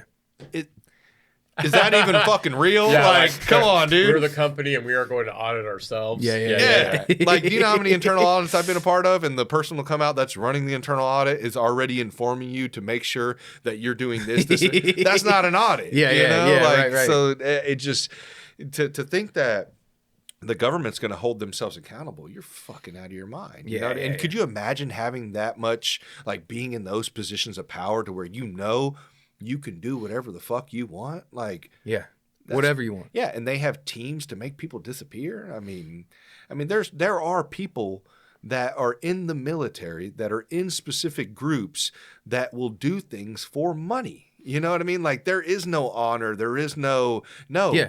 I like to fucking kill people, and if you pay me, I will fucking do that. Yeah. I don't care. I have no moral compass. And it sounds best if you just call me a contractor. Yeah, exactly. Yeah.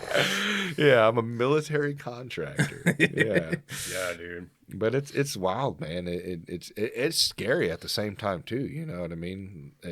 At any point, like, But you know what worries me too is that like some of these people that are kind of poking against the grain, like these Tucker Carlsons, who I still am on the fence of being a CIA agent, but Right. Tucker Carlson, like Joe Rogan, like these Nick Fuentes, these Dave Smith, like all these type of figures that I've watched and I see and I listen to. I'm like, why aren't you guys getting fucked with? You know what I mean? It's kind of weird, isn't it? Do you think that they have such a presence in media, or like Jimmy Dore, or who else are some people that are kind of poking against the narrative? Tim Dillon right now? has been. Tim Dillon.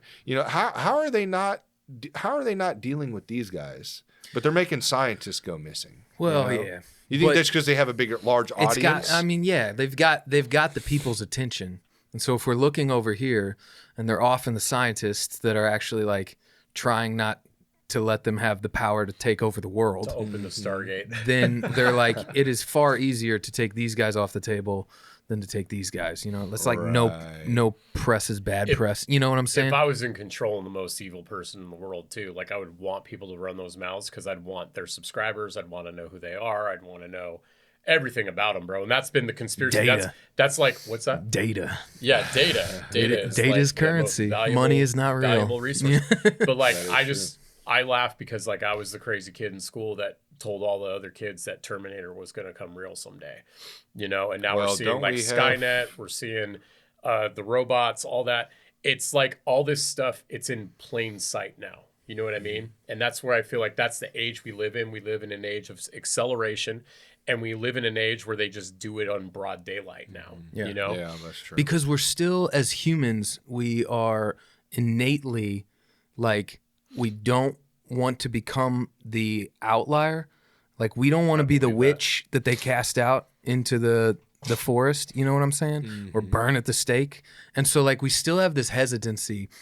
So they do it in plain sight now, but we're still all like, well, I don't really want to talk about it because I don't want people to like think I'm weird, Like that still biologically is somewhere back there. Yeah. And so they've gotten to the point where they can do it in plain sight. Right. But man, it feels all super strange, Yeah.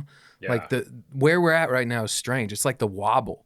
That like in the wobble. in Inception at the end, he spins that top and it cuts out. Baby. Yeah. But you almost like in your brain, you're like, I saw it wobble right before they cut the scene. This is like the wobble that we're in, man. It's like things are fucking weird right now. Where does it go? I don't know. No, I don't think they know either. Well, I think there has to be some sort of they.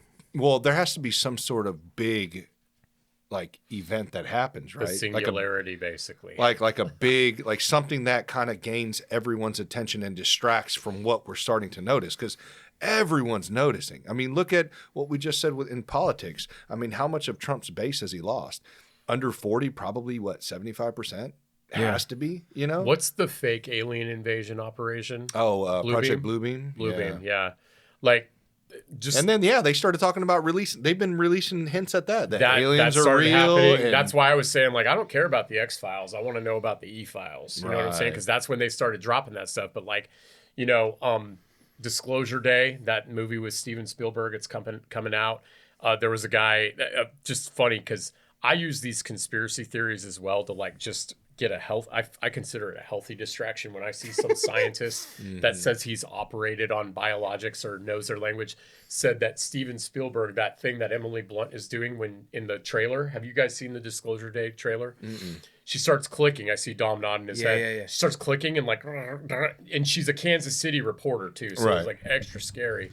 The camera. All right, fix it. Thanks, dog. But he said that is a language that people have been talking about that have had alien encounters for decades. And it's also a type of communication that praying mantises use. And so I've always thought they were aliens.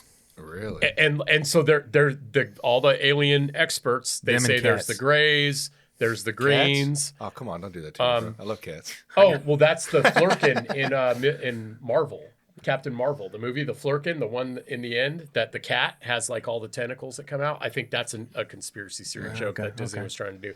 But like, there's people that are starting to say like they're doing it in plain sight now. Like it used to be the movies, but now they're like, using it to actually prepare us and prepare our minds. Like if you've ever seen Third Body Problem, I think on Netflix, it's about that alien race that is years away, but they're on their way to Earth, and they're trying to prepare people through their dreams and the media for their arrival. You know, Real. and it's just stuff like that, bro. Where like I feel like That's creative. this is the Anunnaki are coming back. yeah. Well, like I just laugh because like the quintessential conspiracy theorist that is in all the videos is Alex Jones, you know, and they're always showing these clips of him going off on these crazy rants, and then they have the side by side of like, you know, what's happening in real life now. You know? Yeah. And Like the frogs are gay. yeah. Well, yeah, atrazine, right? Which Yeah. RFK Jr. backed up, right?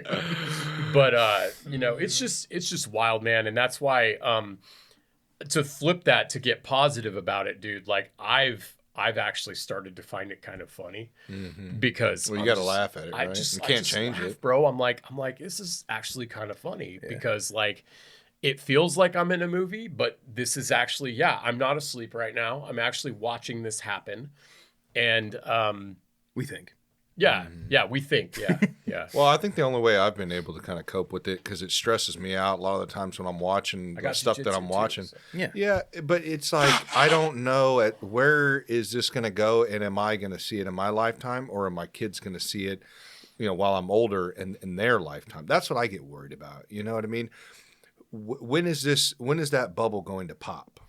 I mean, I'm hoping it's during a time to where I can at least try to save my family. You know what I mean? And what does that look like? You know what I mean? I don't think it's a big event though.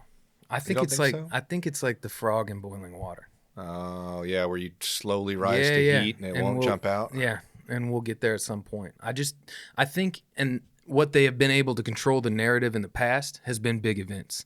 So they have some big event, and then it controls a ton of the narrative.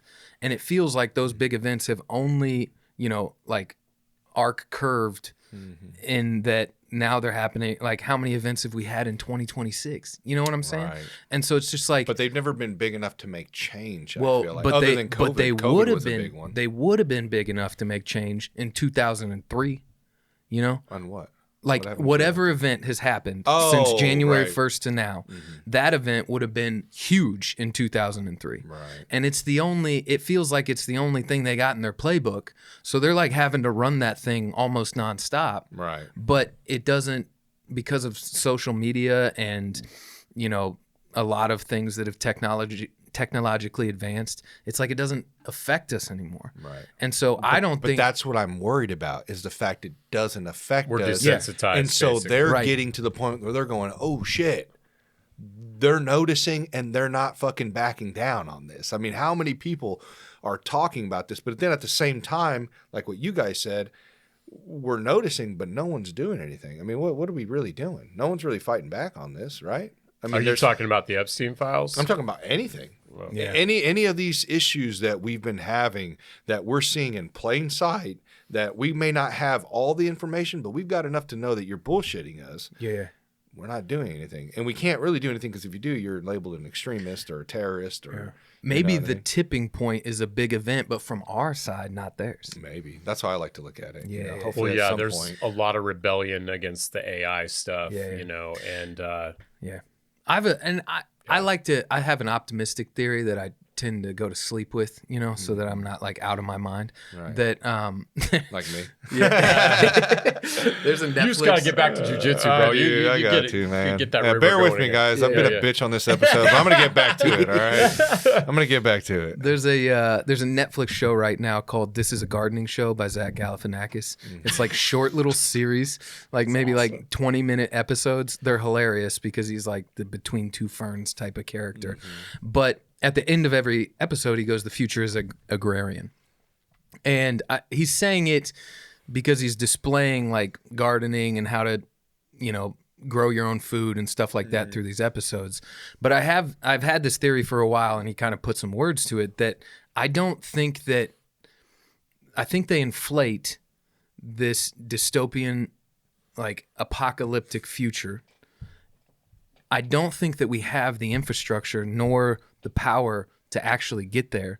and I think it flops at the end of it.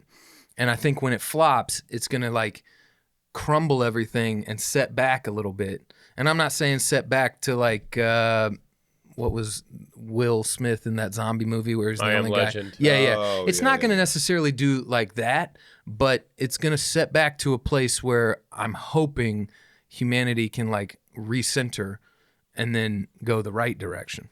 Yeah, That's which a has lot of happened hope. throughout history, right? That's a lot of hope. But Every empire has fallen, Yeah. right? right.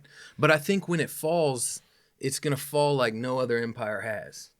I don't know that it's going to necessarily be wiped off the map of history to not exist in 300, 500, 1,000 years.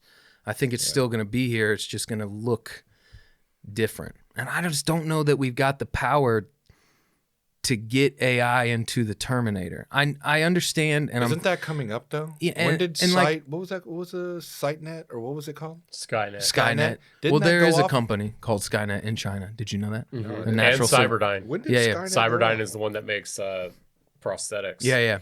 And I'm cued in technologically. That's in my algorithm. So I understand the robots and the neural links and all this other stuff, but I just don't think it's going to be like the Matrix where you wake up and it's literally the robots have taken over and they're harvesting us.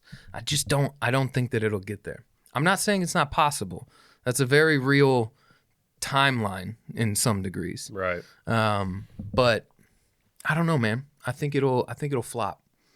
I'm looking up when the Terminator 3. Remember when the Terminator's walking at the very beginning of the movie and everything's fucking post-apocalyptic? Yeah. What year was that? Because I know that's coming up. Oh, I think it was like 2035 or something. No, I Right? think it was. Wasn't it?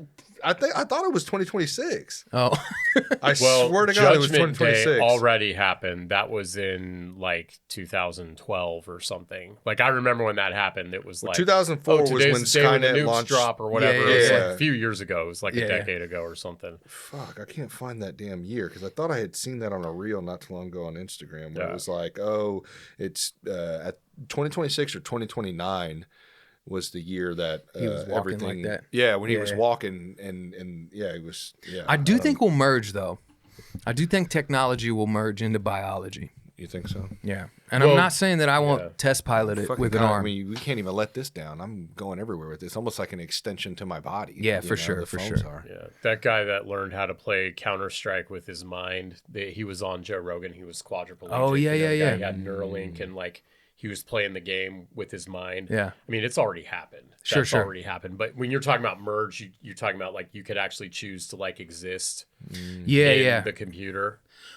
yeah. Well, I don't think we're like gonna Tron, have a choice when it comes you to get on the grid. to that though, to Neuralink. I Yeah, think like Tron. Yeah, I'd- that maybe like that. But I'm thinking that I think it will get to the point where you will be able to start replacing things at an efficacy rate that you could be maybe more machine than body. You know? Yeah. Well, I don't think you're going to have a Seems like- choice at some point. I think to stay competitive, you're going to have to. That's right. Like, there's going to be so many people at some point. It's like AI right now. If you're not using some sort of AI tool, especially in like project management, like to keep up with the amount of work that you have, like emails, dude. Yeah. I mean, how great is AI when it comes to emails?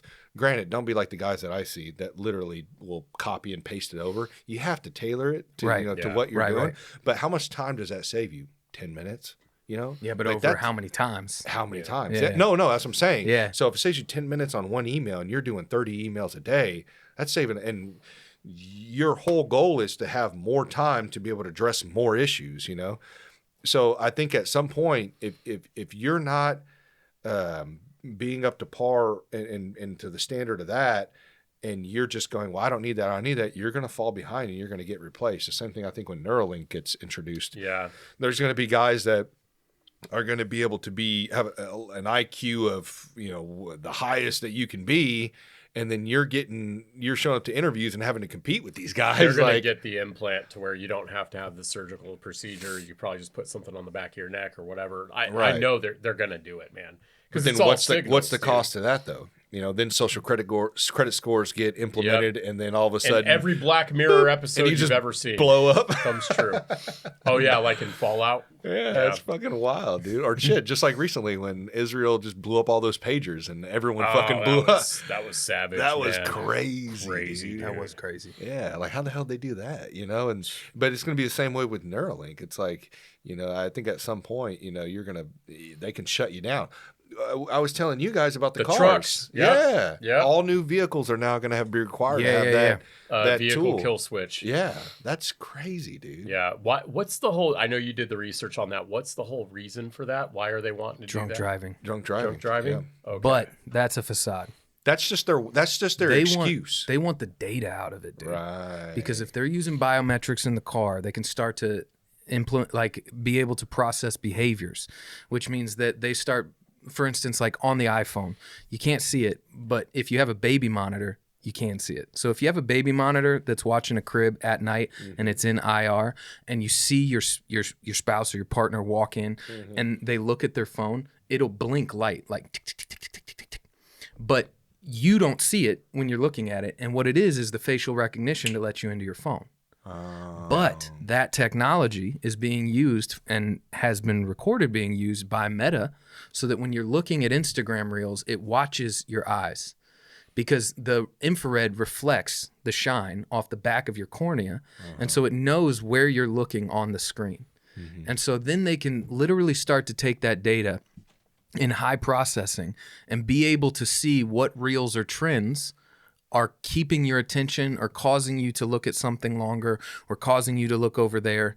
And they can start to use that to sell to people who are looking to advertise on the platform and be like, oh, this is how we need to tailor our reel so that they're looking at it longer. So just take that now and put it as the biometrics in the car that's supposed to be seeing my breath to know that if there's alcohol on it, or it's looking at me to know if I'm nodding off or something like that, that they start using that to see your driving behaviors so that they can take that data and sell it to companies that might be affected by driving behavior. And so that's why data is currency. You know what I'm saying? Because they start to take that and they know that they're going to make way more money off that than they are going to save any drunk driver on the road. Well, I think it's also two birds with one stone. So at the same time, they're going to be benefiting financially on it, but it's also the slow drip of heading more towards a pretty much a state to where Big Brother. You're controlled. Yeah. Like if you don't abide by or you're going against whatever message that whoever's in office is promoting, you're going to get your social credit score is going to go down and your car is not going to start. So you can't go to work or you can't. And they already did the devil's work because they put in all these roads. We don't live in communities anymore that you walk to your job or you walk to the grocery store. You're you driving do any 30 of that. minutes away. Yeah, you can see it as it came over from Europe, where you can still go to these cities where you can go down to the cafe. You can go to, in I think it's in Spain. It's very common that they walk to the grocery store every night to get what they're going to eat, and they walk back to their house. Right. You can't do that in Kansas City. Right. That's asinine to think of, But so they've already built the infrastructure that they can say now if we can take their cars away, they can't get to work, they can't get food, they can't see family, they can't escape, Yeah. It's a big issue. Yeah. I can't believe that got passed. I really can't believe that. It was tucked. And the only one I've seen is terms and conditions, baby. Yeah, put it in there. Or they always put it in like a larger bill. Yeah. It's like, well, if you don't vote for this, then you're not a Republican. Even though literally, it's like, what? Why would I? Oh, well, sorry. Well, you'll have to take. What do they call them? What are the bills called? Omnibus. Omnibus, yeah. Omnibus big, bills. Big ass ones. Big fucking bills, which I don't know if that one was in. I'd have to look at and that. they've got 12 hours to read it. Right. And they'll pass it at 2 a.m. or some shit. Yeah. But Thomas Massey was one of the biggest ones that was advocating against it, man, which is crazy to me that they're campaigning against him so hard, dude. Yeah. Like they are trying, like Trump is dumping money. All these private investors are dumping money trying to get him out of the state of Kentucky. Like and he's been on there. He's like, I vote with Republicans 90% of the time. I'm sorry that the other 10% I just can't get behind, Yeah. It's wild, but I don't know. I hope more guys like Thomas Massey tend to pop up here and there, but well, we're going to need it. We are going to need it. Because these technologies are stripping that privacy. Right. They're Well, infringing. that's what I think the next event's going to be. I think at some point there's going to be a mass leak of data. I think that's what's going to cause the internal like split between everybody, like just everyday citizens. Imagine if your fucking browser history, you know what I mean, gets. I mean, But that's already happening to some degree. Like there have been major data leaks. but on a mass level though, I mean, what's a mass level? literally, The MyFitnessPal hack was huge. Yeah. what happened on that one? Well, I think it was 5 years ago, because MyFitnessPal is owned by Under Armour, but MyFitnessPal was hacked. And if you think about like that's like the eating habits, the calories, the biometrics, all that stuff, you know, nobody knows who stole the data. Right. You know, that's just one example. Well, I'm you know? thinking of more of a comparison to like dating apps. So remember when that back in like 2016, Ashley yes, something. something like that got leaked, and they found out all these married people. Oh were yeah, on that there. was a site for married people to like find Yeah, yeah. mistresses and Was Yeah. it a site for that? I thought it was just a regular. yeah, it was something that only it was- married people could like find each other like to cheat. Oh, Yeah. okay, That's yeah. what So that's what it was for, I right? Yeah, think yeah. that. What Dom? Do you know what that one was? Is it that? Was it that Yeah. Ashley? Madison. Ashley Madison. That's Yeah, what it yeah, was, and that got leaked, and and I'm not saying it. You know, it's that line of like that's your own private business that should stay private. That shouldn't be for public to see. You know what I mean? Even though it's wrong. Right. But the fact of it is that if they were to leak something like that, let's say browser history or where you know how your phone tracks like your where your vehicle was last parked and all that shit, like if you have all that stuff on, if they start making like a database where anybody can go to and they can just find an individual's name in a search bar and be able to look at all these things that they're doing that are private, you're going to tear apart so many fucking homes. You know what I mean? And if you do that on a mass scale, like social media searches, all that shit, like how many people are going to get? Yeah, like, I just wonder if they haven't already done that though. They have. Like not- it's just what you're talking Yeah. about is you getting to go look up stuff on him and being able to find literally everything.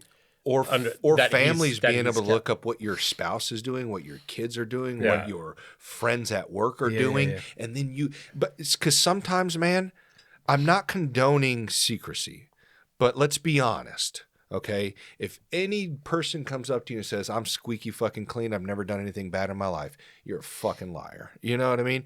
And to have that data to be accessible to people, especially maybe something you did 10 years ago, 5 years ago, even a year ago, that's wrong. You know what I mean? Like, I'm 100%. not, and I understand like certain things can affect other individuals, so they have the right to know, but that's between those two individuals. That's not for the whole world to see. And I think if at some point that data gets released and people have access to that, the fighting that we see now is going to be seen on a huge scale. I mean, you're going to talk about no trust for anybody. It's kind of like that that movie with Mel Gibson, like that, where he could tell what girls were thinking. Like he could see, what was that movie back in the 90s or early 2000s?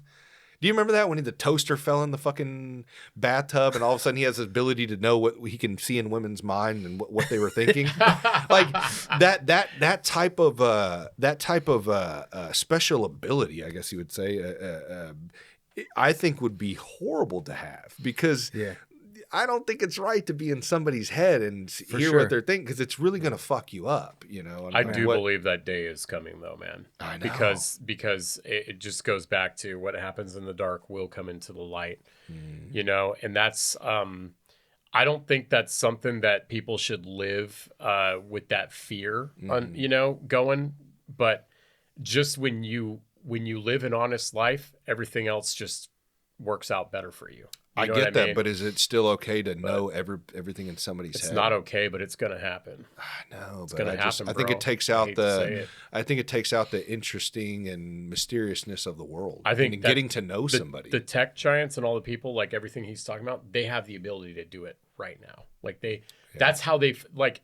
I don't know how many subpoenas or warrants Facebook Meta get, but it must be insane, bro. Law enforcement agencies coming to these people, Trying to get access. like court ordered. And when they do, they get access to all that stuff. Like all their history. Do they? I thought that Everything I that thought happens on the app. Yeah. Meta, Instagram, all the socials. That's how they've pulled out all these text messages from these people that, were communicating in the e-files, right? Right. That's how somehow they have text messages or emails from like 2003, 2002. Right. Most retention policies say 3 years or something. 3 like years, 7 years, I Yeah. think, but it's like somehow we have access to all this stuff. That's because they are storing literally everything, that. bro. And that's why they're Whether making it's more and more data VPN centers or not. too. Absolutely, bro. Absolutely. So it's going to happen. I think it's going to happen. And I don't think I'm crazy for saying that. I think there is. And the other thing that could happen if there was to be a massive data leak, everybody could just throw up their hands and say, look, we're all scumbags. That is true. Right. Oh, man. Yeah, we all have like, skeletons in our closet. You know what? You're right. I did lie. And you did too. And we all did. And man, can we Yeah. have a fresh start? That's what I wonder if that were. I think that they safeguard that because they lose the power if all of it comes out. That's Right. a great. It insight. muddies the water, and so then So they have more control when they trickle it out when they choose need to. it. Yeah. And when they on certain individuals that are Right. going against what they're Yeah. And I think that it would backfire, and then it's kind of in the vein of the way that they handled COVID. They couldn't do that again. So if that all got leaked out, I don't think that they could get us back to this place and for at least a couple hundred years before we forgot. But it would take so much from what they've built to try to push against us, Right. No, I get what you mean. Yeah, because they still need us at some point to keep society going too. So Right. if we're spending the time fucking shooting each other and beating each other up over all the stuff that they leaked, Yeah, then that would 100%. be reverse progress. And then, then we all fight it out and we go, okay, well, let's just do what we're doing and not pay them. I think that's why, I'm fine with saying they stopped COVID. I really do think that's why they finally put a kibosh on it. I mean, they kept it going for, 2-3 years. I said in my podcast last night, I was like, I basically named it as 3 years of trauma, of division and getting close to putting people in, prisons and, all kinds of stuff, trying to exclude people from work for not getting the jab, all that language. Like that to me, that was probably, of all the things I've been through, that was the most traumatic time of my life, bro, was because a lot of it was we had a newborn baby. I went through a lot of stuff with one of my employers. I found a new amazing job. Then I got laid off from that new amazing job 2 years later, all while COVID was still going on, while we had government officials threatening companies, threatening people, While they were at a steakhouse eating dinner with their family with Yeah, Mickey bro. Mouse on Trying to get privately. us to focus on all these other things, and it's Right. like at the end of the day, man, I mean, I think it's just a test as usual. Yeah, how right. far can we move That's- that bar? yeah, know? how are far, they? and they realized we were close to like straight up collapse. Maybe. know? We're feeling it now, though. I was just talking to my wife today about that because she's like, man, why is it so fucking hard right now financially? Yeah. I'm like, because we're feeling the ramifications of COVID. Yeah. You can't dump how many trillions of dollars in stimulus packages and then all of a sudden go, we're not going to fucking deal with anything on that. Like, it'll be okay. There's not going to be backlash. We're not going to pay a financial toll of just printing money out of thin air and no backing to it at all. That's not going to diminish the dollar. No, it is. It is. You should know that. You guys are all pretty smart. It did. Yeah, it did. Absolutely. And so that's why your fucking grocery cart used to be $150 for a full cart. Now it's fucking $300. So. And how independent is our country now after COVID? Because remember, that was the first thing. We're like, oh no, we get all our hand sanitizer, we get our vitamins, we get all this stuff from China and these other countries. Yeah, How much more prescription independent pills, are yeah. we? How much more in shape are people after figuring out that like comorbidity of morbid obesity and COVID was a surefire way to die during COVID? Right. And you know what, man? People are they're still on their pills. They're still living that lifestyle. Like, it wasn't enough to shock. It wasn't. You know what I mean? Yeah. Yeah. And I lost people to COVID, man. And I feel like I have to say that as a qualifier almost to like have criticism against COVID, even though I don't really need a good reason other than, you know what? It sucked for a really long time. And like, we lost relationships and partnerships. All of us, everyone in the world lost things. There are places in Kansas City that were closed down and they will never come back. Right. Yeah, You we know what I'm forget saying? about that. All the businesses that lost. And I will yeah. never forget, bro. I'm carrying this. I'm gonna be. There are things that remind me of COVID almost every month, bro. Well, That reminds me a lot of what people said during COVID. You know, That's why when Baer said 100 years, I was about to say, well, fuck, we've already forgot about it. It's only been how many years since COVID? You're not wrong. Yeah. 3 years? You're not wrong. Yeah. And I don't walk around thinking about it every day, but I am often reminded of things like when I see people taking really harsh opinions of political sides and stuff. I'm like, man, that's just exactly what it was like. Yeah. We haven't learned a damn thing. No. You we know? haven't. Well, that's why I don't always blame the government as well. I blame ourselves, as Sure. a population. Like, it's our fault too. We're the ones taking it. We're the ones not learning. We're the ones not helping each other out to, it's Dan Bilzerian, which we were talking about this the other day. Although he did live a crazy life, I do appreciate him being real, because if you listen to some of his interviews, he's like, yeah, I used to fuck a lot of chicks, and yeah, I was a degenerate, and yeah, I was a gambler and all this shit. He's like, I'm not denying that. He's like, and he's running for, I think, governor of Florida or some shit, or some type of political position in Florida. And Fits. Fits. Yeah, I know. Florida. Literally built off of fucking drug money, pretty much.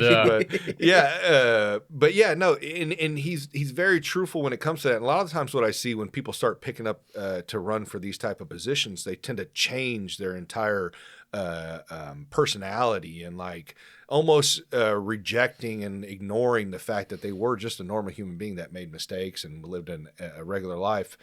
They almost become fake. And he's just always been real solid, real real about a lot of the interviews I've seen of him. And one thing, this is the biggest thing that caught my eye when he said this. He said, hey man, I know what I did. I've done all this shit. I'm not denying it. I'm a fucking human being. I've lived a life, that I chose to live, and I live with that. He's like, but I'm not asking or trying to get anyone's votes or try to, what am I thinking of here? I'm not trying to mold myself to where you like me, okay? I'm calling it how it is. I'm seeing all this stuff. I'm seeing foreign influence in our country.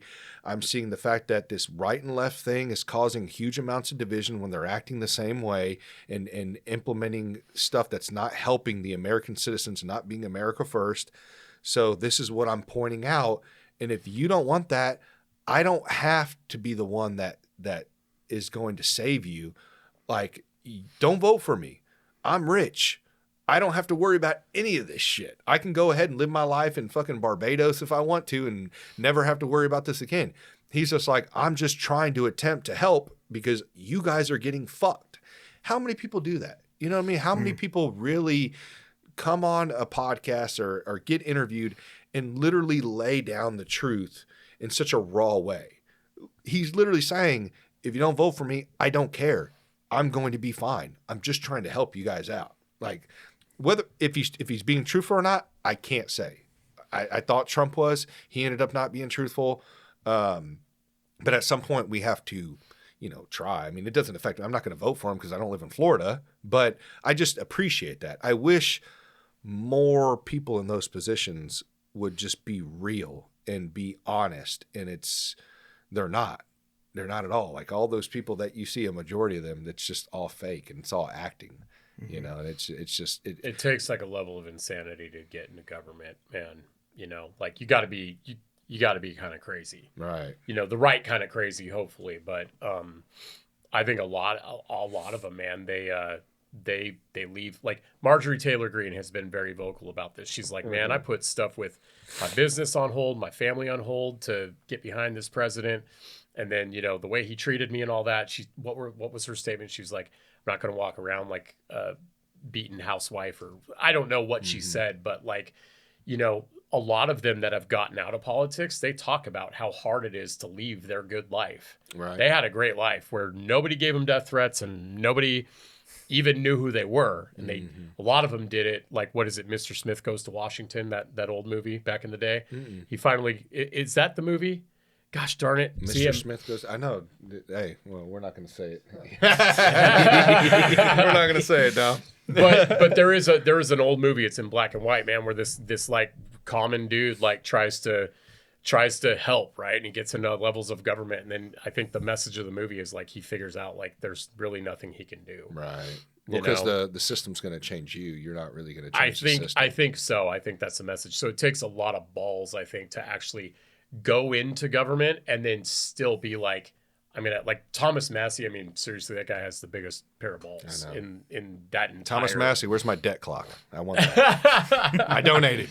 I want my debt clock. Thanks for the follow, dog. Yeah, dude, I can't wait to get that. I'm super excited. So I don't even know what it is. What's the debt clock? So if you donate to his, he wears a debt clock on his suit. If you ever watch any of his, like anytime he's in like those big Congress meetings and stuff like that, like he will have, or he's getting interviewed, he usually has a debt clock right there. Okay. So he created the code. He created the whole, the little thing that fits in his suit pocket, and it just sits there and it displays the debt live.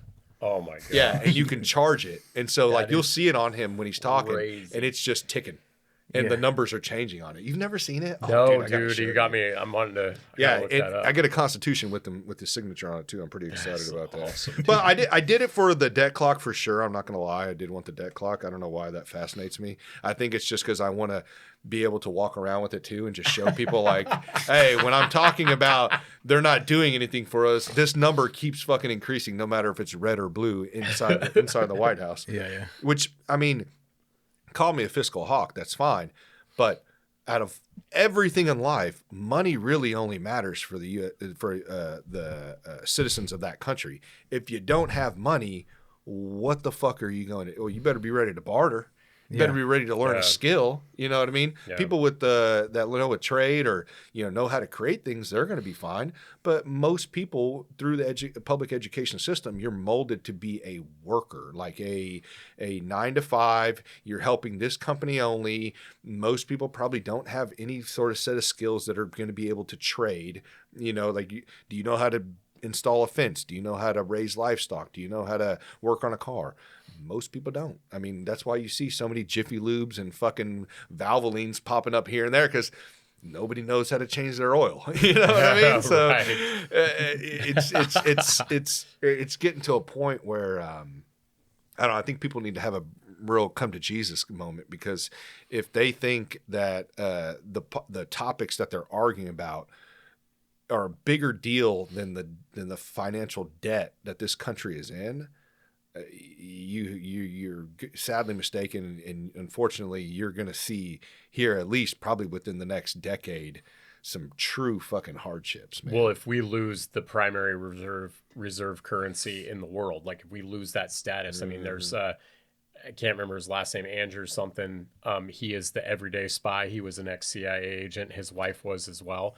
Oh, really? They have plans. He's talked about their plans, like to move out of the United States, because if like another country, like say China or whomever, their currency becomes like the primary reserve currency, we all basically become like, quote, second-class citizens. And if anybody's watching or listening to this from another country, like, I don't mean that as a disrespect to you, but like that is something that Americans do not realize with the debt. And like when we lose credibility in the world economy, that is one of those threats, you know? No, I completely And sovereign debt is when you can't pay your bills, so you then owe whoever the debt collector is the land or the property. Which how many countries? That is something that was raised by my community college economics professor back in 2001 before I quit and left the band. He was talking about that back in 2001, bro. Really? He was talking about what sovereign debt was, and he was Where's that talking. guy at? Get him on the podcast. Dude, I got to figure out his name. Sadly, he might be dead now because he was pretty old. I think he was in his 70s. But anyway. That's the debt clock that he wears. Oh, crazy, dude. Yeah. And it's got a Bluetooth connection probably somehow. No, so he does a hotspot off his phone. Oh, That's what he does to keep it live. Okay. But because I was wondering the same thing. I was like, how the fuck does that keep, it's got to be connected somehow. Yeah. So that's what he does. He runs a hotspot off his phone while he's in those meetings. But you charge it, it lasts like, I don't know, 8 hours or something like that. I think it's got different brightnesses on it. But he made it. Because he's an MIT graduate. You know what I mean? So, I did not know that. Yeah, dude. You should watch the documentary on YouTube of him. He's got a documentary, and they're actually right now trying to make another documentary about him, like a full length, like hour long documentary. Because I think the one I've watched was only like 20 minutes or something like that. Okay. But his house, how self-efficient he is, like I've heard him gardening. talk about that. Like he's into farming and Yeah. he's Like got a little compound basically. he's got a little compound. And it's sad that, his wife passed away and all the comments that Trump made about him getting remarried and stuff like that. Horrible, man. I mean, how do you say disgusting shit like that? And people back him all the time on it. It's crazy. Or like right now I see a lot of internal fighting on social media about like the one side would be like more Republican supporting individuals would be like, oh, this is crazy. The left wing liberals are nuts and violent and blah, blah, blah. And then the left wing's like, well, hold on. Your president talks about bombing people off the face of the fucking earth. What are you talking about? Well, that's war and that's different. And, but it's just like I'm watching these two people like fight, but yet you supported Biden who did the same shit, and it's crazy to me that they don't see that they're literally similar. They're just supporting different agendas on how they can use violence. Two wings on the same demon. Yeah, man. That's for for sure. Yeah. We can't say bird anymore. Might as well say demon. Yeah. It's fucking I crazy. sent you guys that picture of that like Baphomet looking demon, and his wings are made out of like bullets and knives. And it was back when Obama and Romney were running, I think in 2012, and it's got like puppets and like maybe I can send you the image. You can crop it in or share it or whatever. I don't know who the artist was, but like basically all the cops with riot shields, they all had like CNN and Fox News and all that. They're the defenders of the message. Dude, I do remember when you sent that, man. Yeah. No, that's I've had so it on my fucking phone since accurate. 2012, and it sums up my belief perfectly in what it is, dude. I can still believe there's good in the world. I just don't think it's in that institution. Well, and I think right now to join you guys on that more optimistic outlook on what's coming, down the timeline. I do believe though with social media and with I remember when you sent that. Yeah, I believe with that though, I think that we're starting to see more independent thinkers and independent journalists and people that are trying to, spread truth on what they see and get rid of all these talking heads that are literally reading from prompters. But I don't know, man. I want to think that it's going to build a sort of a community, like I don't want to say a new party because we already have enough parties, and I don't really care about parties. Even libertarian, I don't care about the Libertarian Party. I believe in their principles that they speak of. You know what I mean? The names I could care less. The colors I could care less. I'm not in a gang. I don't give a fuck about that shit. I don't care. I don't think this. I'm not a football type of guy. Like I love football. You've seen when you walk in here. I got football stuff in my garage. Yep. But like that isn't my end all be all. I'm not a die with my team no matter what. I am for the truth. Like that's all. And the caring for my fellow tax-paying citizens, because if I feel the hurt, I know a lot of people feel the hurt right now. But I think I hope at some point that's going to start bring us together, and we're going to find another approach on how to go about our daily life instead of being in this molded standard and the same way of like for instance, me and my wife were talking yesterday about this, the whole insurance thing. Like you got to have insurance. We feel like we have to have insurance because we've been molded this way forever. But you really don't. There's so many programs out there that are like, you can find doctor's offices that take monthly payments. That's what we do. Yeah, we have direct primary care. Exactly. And you can Same find... with our dentist. Like, yeah. Yeah, you can find places that literally are cheaper than if you had insurance, if you pay out of pocket. Yeah, there's health shares too. We had a health share when I was without work. Yeah, and so. I told her, I was like, dude, all the amount of money that we wasted, I mean...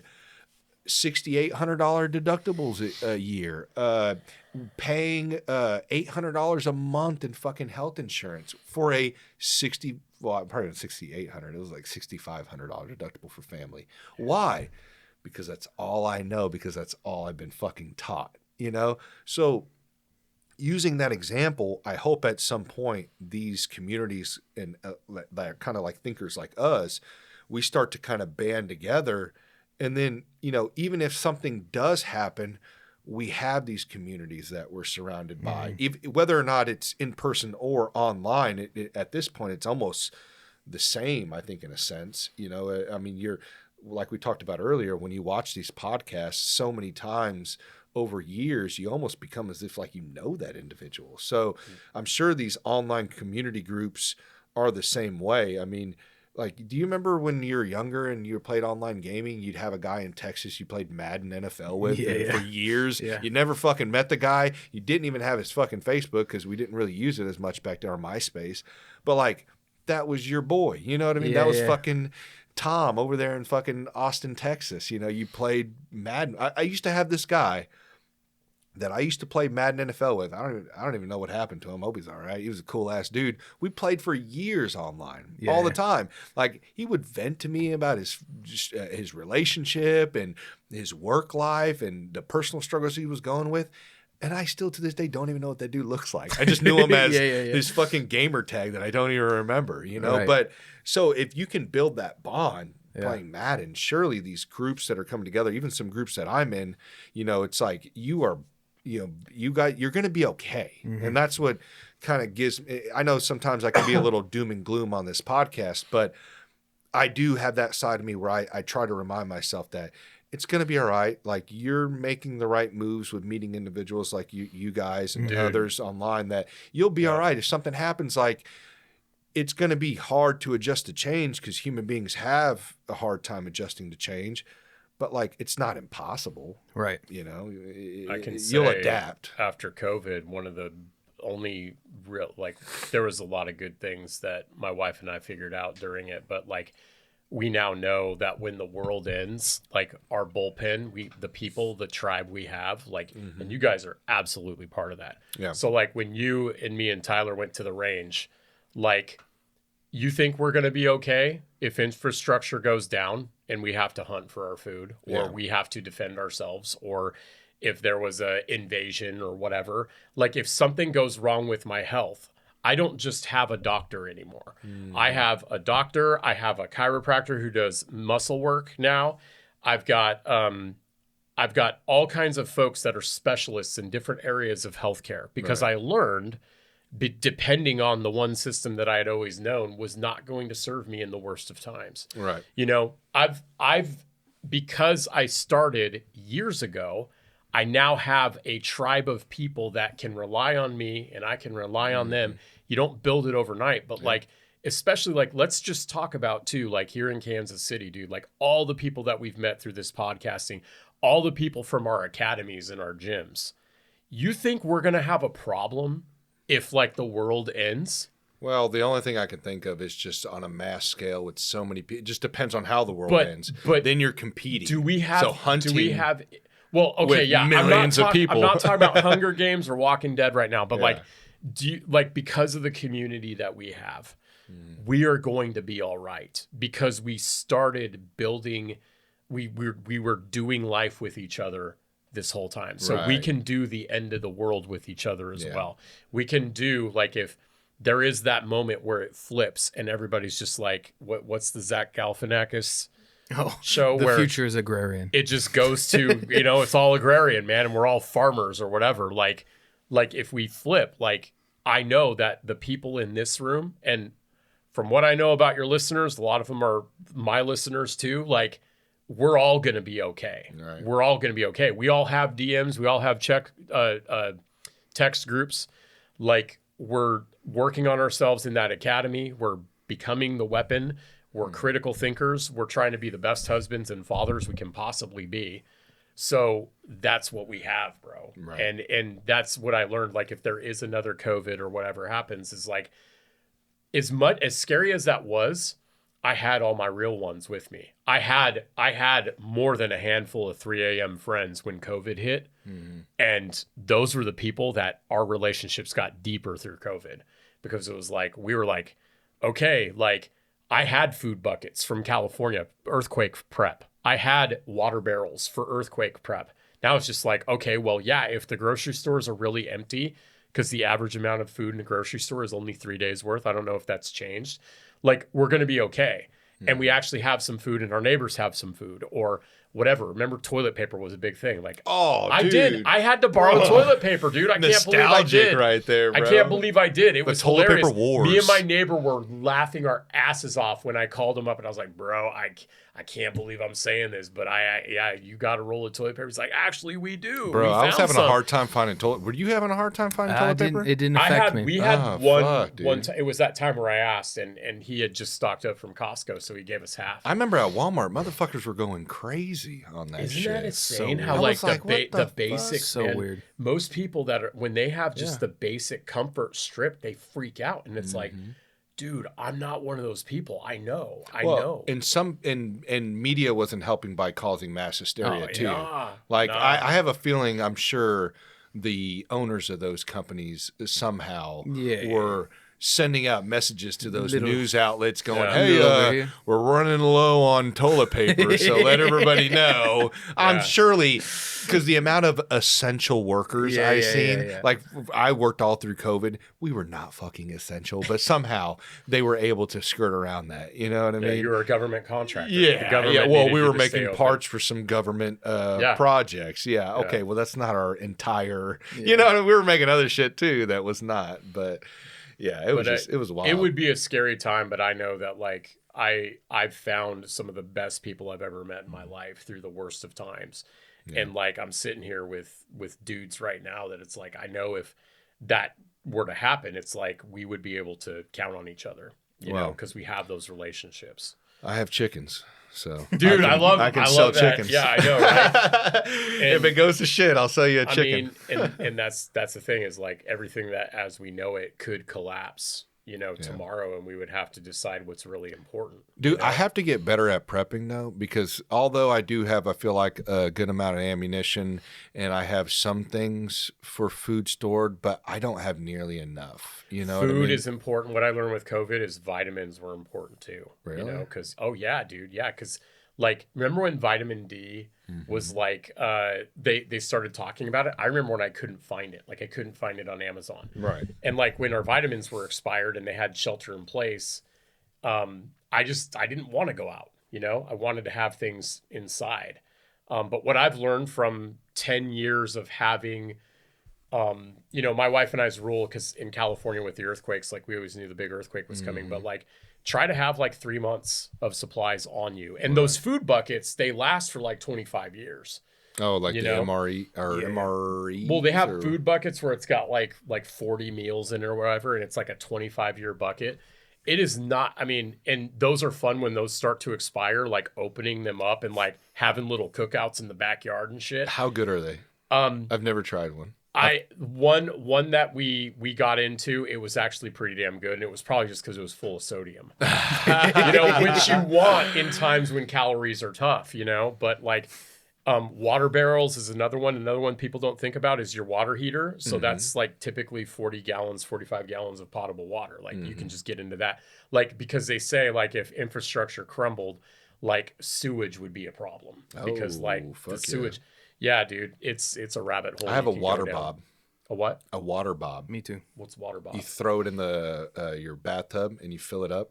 Yeah. And it's like 100 gallons of fucking Yeah. water. Oh, that's cool. Yeah, yeah. It's supposed to be because, you know, at some I point... have the 55-gallon barrels, so I got 3 of those. At some point, the pumps are going to stop and, you know, pushing water to everyone's home, which Yeah. people don't think about. You know, I work in site utility work, so I see what's all Dude. underground. It's a whole nother world, Well, dude. It's crazy. And if that stuff stops, then you have like even the local lakes, all that stuff, the amount of rain we get.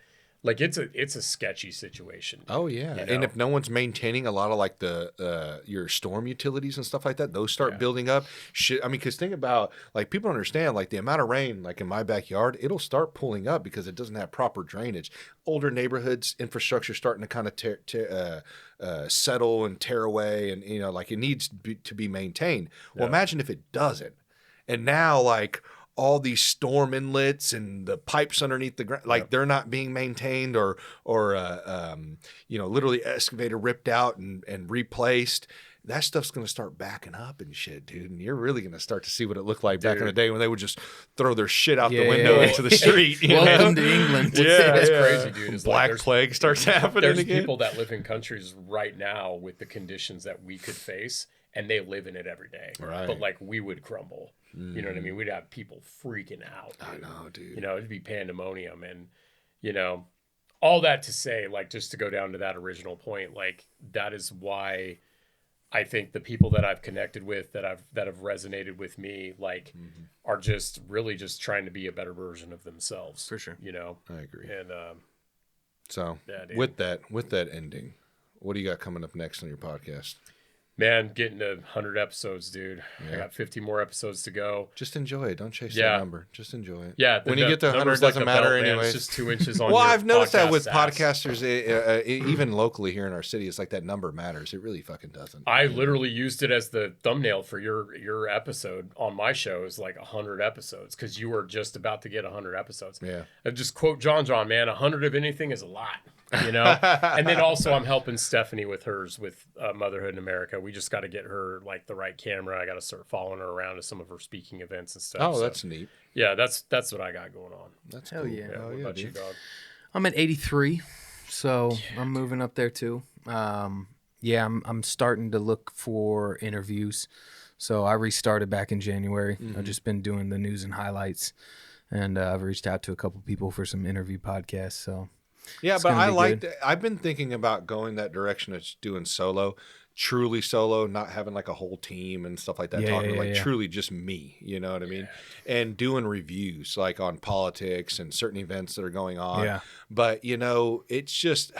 I got to figure out what I want to do with this thing because sometimes I've been trying to taper back a little bit and not holding myself so much to like be in that rat race of being the podcast of Kansas City because that's never been my I don't intention. want that title. Yeah, I don't even don't want want to have that. Kansas City in my name anymore. Yeah, it's like KCBC, or 'cause- even in Midwest or nationwide, whatever people's goals are. Mine is truly just to as a way to meet new people, a way to help people in any way I can, the way to learn and grow. Like that's what I want as well. If I'm saying something on here that's wrong and should be challenged, please reach out, comment, message me, come on the show. Let's talk about it. I've had people do that. I've met people, Casey being one of them. Like he didn't agree with my take with Patrick Toohey on stadium relocations and what all went with that. And out of that, I met a cool ass dude. Yeah. Casey's a cool ass dude. Yeah, he is. Got into jiu-jitsu, got his kid into jiu-jitsu. Yeah. Like Oh, it's beautiful. it's awesome, man. And so that's kind of the stuff that I've been chasing. It is almost like a networking tool. Not to say that I'm using you guys in a sense. I'm not using you. I just want to meet like-minded individuals that, or people that think completely opposite of me that can help maybe for me to see something I haven't been able to see, from the outside and be able to relay that information over to me so I can understand and sit back and think about it. You know what I mean?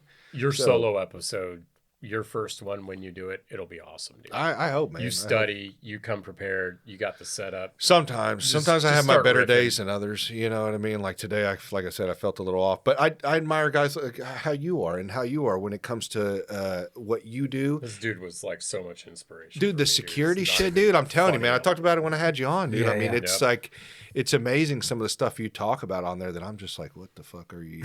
You know what I mean? But Yeah, it's it's a little interesting. niche. Yeah. But it's I interesting. love listening to yours too, like in the car. Yeah. Like just hearing you talk. It's great. Oh, and your jiu-jitsu videos are funny, so keep Yeah, doing yeah, it. You yeah. gotta keep doing those in I your love stories. jiu-jitsu. Yeah, But keep even you, doing man, your memory retention, the way I admire that skill. Thank You know you, what I mean? Like when you just come off the bat with quotes and just you saying what John, like you literally know the quotes that he has said. bro. It's I don't know. I'm actively seeking to be better, and the only way to be better is to surround yourself around people that are better than you. No different than jiu-jitsu. Fuck yeah, So. dude. Well, we look forward to your first solo episode, Gabriel. Yeah, thanks. Oh, man. yeah. I appreciate it. Yeah. Hopefully, it'll be coming here pretty soon. I don't know, Dom. What do you think? You think we'll get to that point? Dom won't be in the room for that, right? You said not with my team. You Oh, I'm said- not going to be talking to him. Not going to be talking to him. You see, he doesn't talk. He does not talk. He just sits over there in the fucking He's- corner. He came out with the bars are going to be open 23 hours a day. That was value add, dude. So even if I could do a solo episode, I'm sure Dom would not weigh in on any of the topics that come up. He says he likes to be the international man of mystery. So he's bringing the Dos Equis commercials back. Hey, that's awesome. But no, dude, I appreciate you guys coming on. Yeah, man. Thank you. thank you It's so been a good much. Always an time. honor, You know, dude. we'll So definitely good. do it I again love for sure. You have anything else coming up? I don't know if you said. Yeah, just yes, plugging away at the podcast. I started a an online school for physical security. Oh, nice. So it's www.bethebettertech.com. Be I've the got better tech. Yeah, Okay. I've got a That's course up there and some ebooks and stuff like that. It's all physical security related, but Awesome, dude. yeah, physical security has a huge kind of blind spot of education. You pretty much learn on the job, and that's not helping the industry at all. So trying to do my part. Hell yeah, Be dude. the better tech. That's awesome. Yeah, yeah. It started out as a hashtag. 'Cause, Yeah, that's why I was yeah. confused because A long time ago, I was hashtagging like "Be the Better Tech" and then posting my clean ass work and being like, "Yo, motherfuckers, you better start acting like this." So that's kind of where it came from. But yeah, That's awesome, dude. Well, Awesome, hey, dude. man. Appreciate you guys, man, and Yeah. I wish you guys success on all your stuff. So. yeah, you too, brother. Appreciate you, dude. We'll be back. Yeah, we'll be back.